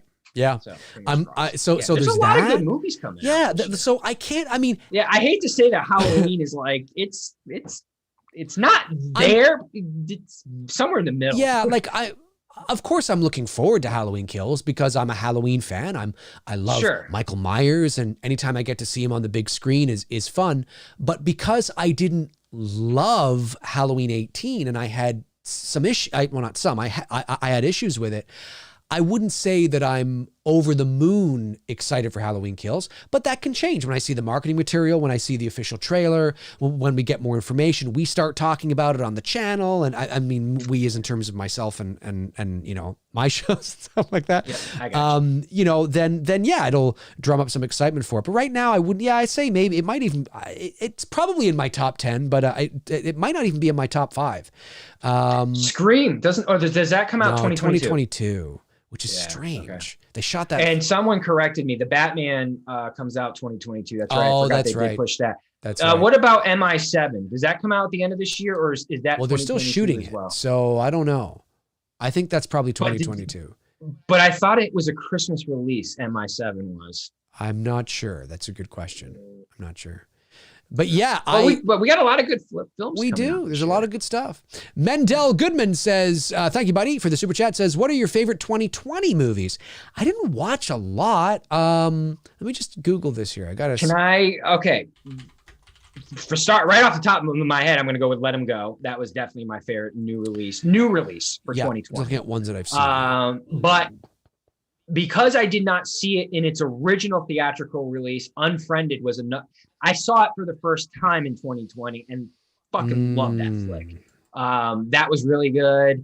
I quite enjoyed The Hunt. I thought that was fun. I haven't seen that. I enjoyed. That's the one where they hunt down the conservatives. No. It's more satire. It's not as serious. It's all stupid fun. Yeah. I liked The Hunt. I thought it was fun. I liked The Invisible Man. I quite enjoyed that. I'm just looking at some of them here. I just watched Soul a couple of weeks ago. I enjoyed that. That was kind of cool. Good Pixar film. Yeah. I haven't Followed was good. That was another. Host was another good one. There wasn't too many new releases though that with everything being shut down. Looking at this, I didn't watch too many new releases. No, same here. But like I said, I was able to see like Unfriended, which I know came out in 2014. Yeah. But it was new to me and I fucking loved it. But Let Him Go, the Costner and Diane Lane flick, the backstory of Martha and Jonathan Kent. They literally look like Martha and Jonathan Kent in the movie. But it was really fucking good. That was probably my favorite film for 2020. There's one movie I watched. What the fuck was it called? I did a whole fucking McRae live on. Hang on a sec here. Helen Hunt was in it, and I really liked it. I don't know if it's a 2020 film, but I'm gonna go back. Invisible Man. That's right. I haven't seen that. Yeah, I just said that. That came out. That's right. You said that, and someone in the chat room said that. I still get to see that movie. I bought it and I haven't watched it. It's just one of those like I gotta watch and haven't watched. It's 2019. It came out 10th of December 2019, but it's a psychological thriller called I See You, and it stars Helen Hunt. And I actually thought it was really good. I thought it was really good. I See You. I recommend it. I thought it was good. Good shit. Yeah. So I watched that in 2020, but it came out at the end of 2019. Nightmare Kid sends in a $10 super chat. Thanks, buddy. He says, in 2009, a teacher I had told me he saw the original Star Wars back in 1979 at the theaters with all the original props, sound effects, etc. He said the ships were shaking the entire theater, and he felt it. I bet, Star Wars was re-released in 1979 in preparation for the release of The Empire Strikes Back. I actually think that might have been where the title A New Hope first appeared in the crawl, if I'm not mistaken. I might be mistaken on that. But when you first went to when people first went to see Star Wars in the theater in 1977, in the opening crawl, it did not say Episode 4, and it didn't say A New Hope. It just was the opening crawl. It just said Star Wars, and the opening crawl began. Whatever the first sentence is, that's what you saw. You didn't see that. But when it became so successful and they did a sequel and they knew that Empire was coming out in 1980, they did re-release the movie in 79, I believe. And I stand to be corrected, but I think that's when you saw I still don't think you saw Episode 4. I think you just saw A New Hope or something. But anyway. Southpaw 82 follows up with $5 super chat. Says, I'm starting to think Godzilla vs. Kong is a joke. Where the fuck are the trailers, teasers, anything? Movie's supposed to be out in 4 months. Yeah, I'm starting to wonder about that shit too. There's not been nothing. No, there hasn't been. I'm not worried about it. I think it has more to do with just they don't know where they're going to put it. Is this thing going to be in theaters? Is it going to be streaming? Yeah, that's true. I think everything is still kind of up in the air. Yeah, right now. and 4 months is not unprecedented to have not seen anything. I know it's Godzilla, versus Kong. It's a big temple film, but the world's changed for whatever you believe, and it still has changed. But I'm excited. I'm Team Zilla, so I'm excited for Team it. Kong. Ooh. I know. We should do a Godzilla one night and then Kong the next week leading up to the release. That'd be fun. But I think the Kong we should do. Well, the Kong in the story though is Kong Skull Island. That's the thing. I know. Yeah, that's true. We should do that one. I was going to say You want to do Peter Jackson's Kong? No, the Jeff Bridges one. Because Jessica Lange's first movie, 1976. Damn, that woman was fine in that movie, man. She was 1976. But yeah, you're right. We'd have to do the fucking Kong Skull Island, which I'm cool with doing that. Yeah, that's fine. I'm good with doing that. That's fine. Okay, we'll go for a couple more minutes here, and then we'll call it a day. We're like almost 3 hours here. It's because Die Hard's a long movie. Cody Snyder says, Dave, you love Harrison Ford. I do. So have you seen The Call of the Wild? I want to check it out. I haven't. And the reason I haven't seen it. One of my favorite Jack London novels. Yeah. I mean, I'll watch it eventually, but the CGI dog took me out of the trailer. It's same here. Like, yeah, White Fang and Call of the Wild are two of my favorite novels. And I love the, oh my God, Ethan Hawke version of White Fang. Yeah. Well done. Great dog. Yeah. Why they didn't do that with Harrison Ford, fuck if I know. Well, and the thing is that I get that it can be easier and cheaper to put somebody in a green suit and whatever. I get it. Working with animals is not easy, but sure. I don't understand why when talking to a dog in a cabin, you can't just have it a real dog, a trained dog that is designed for this. And then, when the dog is leaping from a boat or something, sure, you CGI hey man, it. White Fang did it for real. Yeah, but I'm just saying. I know, but I'm just saying, you can CGI it. You can, whatever. I get it. But for just casual conversation with a dog, it's so obvious. The CGI is not there yet. It's there for a lot of things. It's not there for shit like that. It looks like he's talking to an animated dog. And it took me out of the trailers, and I thought, I don't want to see this. You make that a real fucking dog, I'm there. Absolutely. And I'll still watch it eventually. And I'm sure I will eventually, if the story's really good, which of course it is. I don't know how well they executed it in this movie. I'll still watch it. And after the first 10 minutes, I'll probably, whatever, right? But I didn't go see it in the theater when I had the chance because it was like, oh, really? They're doing it like that? Fuck. Frustrating. Agreed. Let's see here. I think I got all the super chats. Let me see here.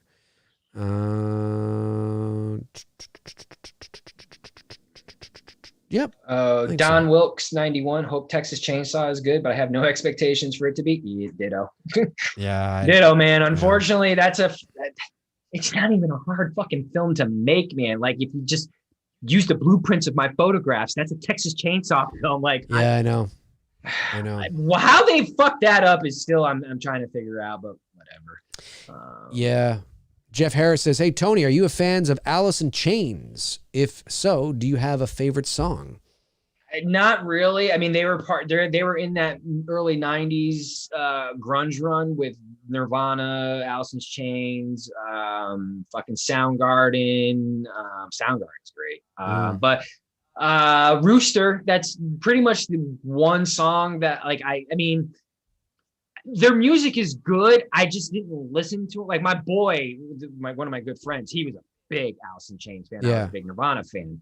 And we both kind of were like, Soundgarden's the shit. Usually Soundgarden across the board, everyone's like, they're the shit. Right. But when it comes to Alice in Chains, either you're a fan of them or you're not a fan of them. And not in the sense of like not a fan of them. You just don't. I didn't gravitate to listening to a lot of their music, but Rooster would be the one that I would definitely go to. Cool. Yeah. I think the singer's dead. He is. Right? He is dead. Yeah. I saw his grave actually when I was in LA. Nick sends in a $5 super chat, says, D&T, if you truly want to see William Atherton? The douchebag. Oh, that's who he is. How do you say his last name? Atherton? Atherton? AKA Peck. Peck, yeah, Walter Peck, yeah. At his most douchiest, check him out in 1986 funny flick called Real Genius. Okay, I will do that. 1986 funny flick called Real Genius. I'm definitely going to check it out, Nick. Thank you so much for that super chat. Really, really appreciate it. All right. What time is it here? Okay. It's 9:50. I just want to make sure we're okay. A couple more. General Shepard, Dave and Tony, were you worried or concerned about at all living in the 80s because of the Cold War? No, I think because we were kids, we weren't really paying attention to political stuff that were going on. I mean, the only things they showed us in school that were any of importance was, like the Challenger launch. I remember watching that. Yeah. Reagan's speech at the Berlin Wall. I remember watching that. Yeah. But the real biggest war I remember as a kid would be the Gulf War in early 90s. Same. I remember that. It had any type of significance. And I think that's a combination of one, we hadn't been to like a war like that since Vietnam, really. And two, you had a song out not We Are, I almost said We Are the World, but that was the Africa thing that Michael Jackson did. Voices That Care. You had that song that was popularized by the artist at the time. And they were televising it as well too. I remember it was the first war that was televised. Yeah. Yeah. So we saw all that shit happening, unfold. Dave and I were so young when the Cold War was happening in the 80s, especially the peak of it. that I don't think we would have really been paying any attention to it. Do you? No, I mean, I remember seeing pictures of Gorbachev and Yeah, you know, and you knew the, like yeah, you know, the flag and all that stuff, but I didn't. I mean, again, we were young, right? 6, 7, 8, 9, 10. Didn't really have I mean, we knew there was something going on, but we were kids. We were into movies and all that kind of stuff. But yeah, when the Gulf War happened in 91, I think it was, that I remember that very clearly. I remember, because I mean, my dad too, I was living with my dad at the time. And that was a big deal. And I remember watching the coverage with him and him talking to me about it and what it all means and all that kind of stuff. So the first Gulf War, the first Iraq War, when they invaded Kuwait, I remember that very well. And I will say this though, I'm talking the OG Russian national anthem. It's probably one of my favorite anthems. It's fucking amazing. Ever. It's amazing. It's literally one of the most, and Yes, it's one of the most beautiful piece of music that's ever been written. And it's just so powerful. It is epic and badass. It's great. You can hear it in Rocky IV. It's fucking great. That's right. When they're fighting in Russia, Wyoming. Yeah, Wyoming. Yeah, That's right. That's right. In Russia. But no, you're right. It's great. It's absolutely a beautiful piece. It's just like like I hear ours, the Star Spangled Banner. I'm like, all right, and then I hear that. I'm like, damn. But listen, like, the Star Spangled Banner is a lot better than fucking "O Canada." Listen. Not unless you watch it in the video of the igloos of Canadians watching hockey. Listen, I mean, obviously I'm proud to be Canadian and I don't have anything against my country, but we do not have a very, and there's nothing wrong with the national anthem. There's just nothing powerful about the national anthem. I mean, the Star Spangled Banner, and the rockets spread clear, the bombs bursting in it. It's so great. Like, especially when you get somebody really powerful great, but singing. Honestly, and then you get "O Canada," and it's like, "Oh Canada, that's the only line in your anthem that I know." Native land, true patriot love, and all of us come with glowing hearts we see. It's just not. It's so wimpy. I've thought that for years. I've thought it for years, and there's other people that say that too. But yeah, the Russian national anthem, the old.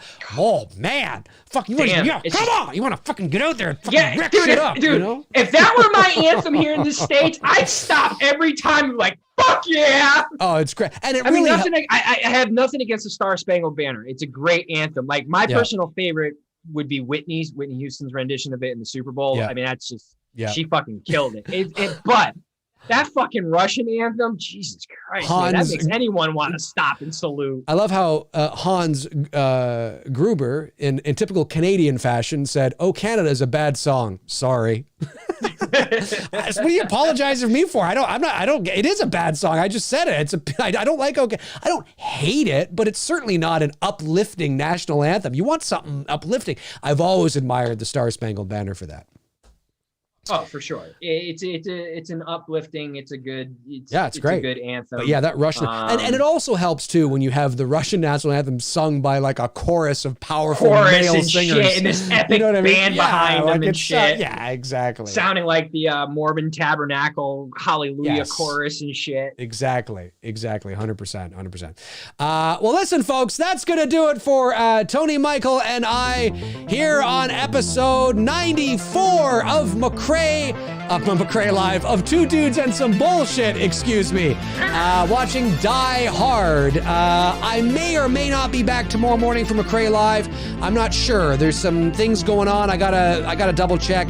I'll let you know as soon as I can, but I should be back, if not tomorrow, definitely Thursday and Friday for McRae Live. Tony and I will be back, of course, next Monday at 7:00 p.m. Eastern Standard Time for I can't remember what we're doing, but fun. we'll for those of you guys who joined us tonight, we'll talk about it. But I know it's but not horror, but still, you know what? Sometimes it's nice, but it's still a classic.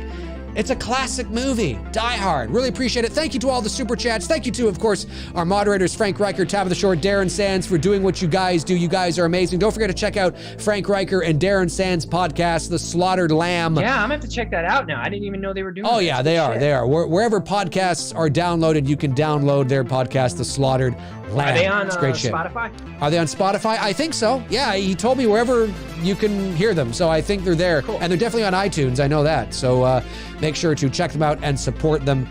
Pretty cool stuff. Darren and Frank are funny guys. I got to get them on the show too at some point very soon because they're just a ball. They're a lot of fun.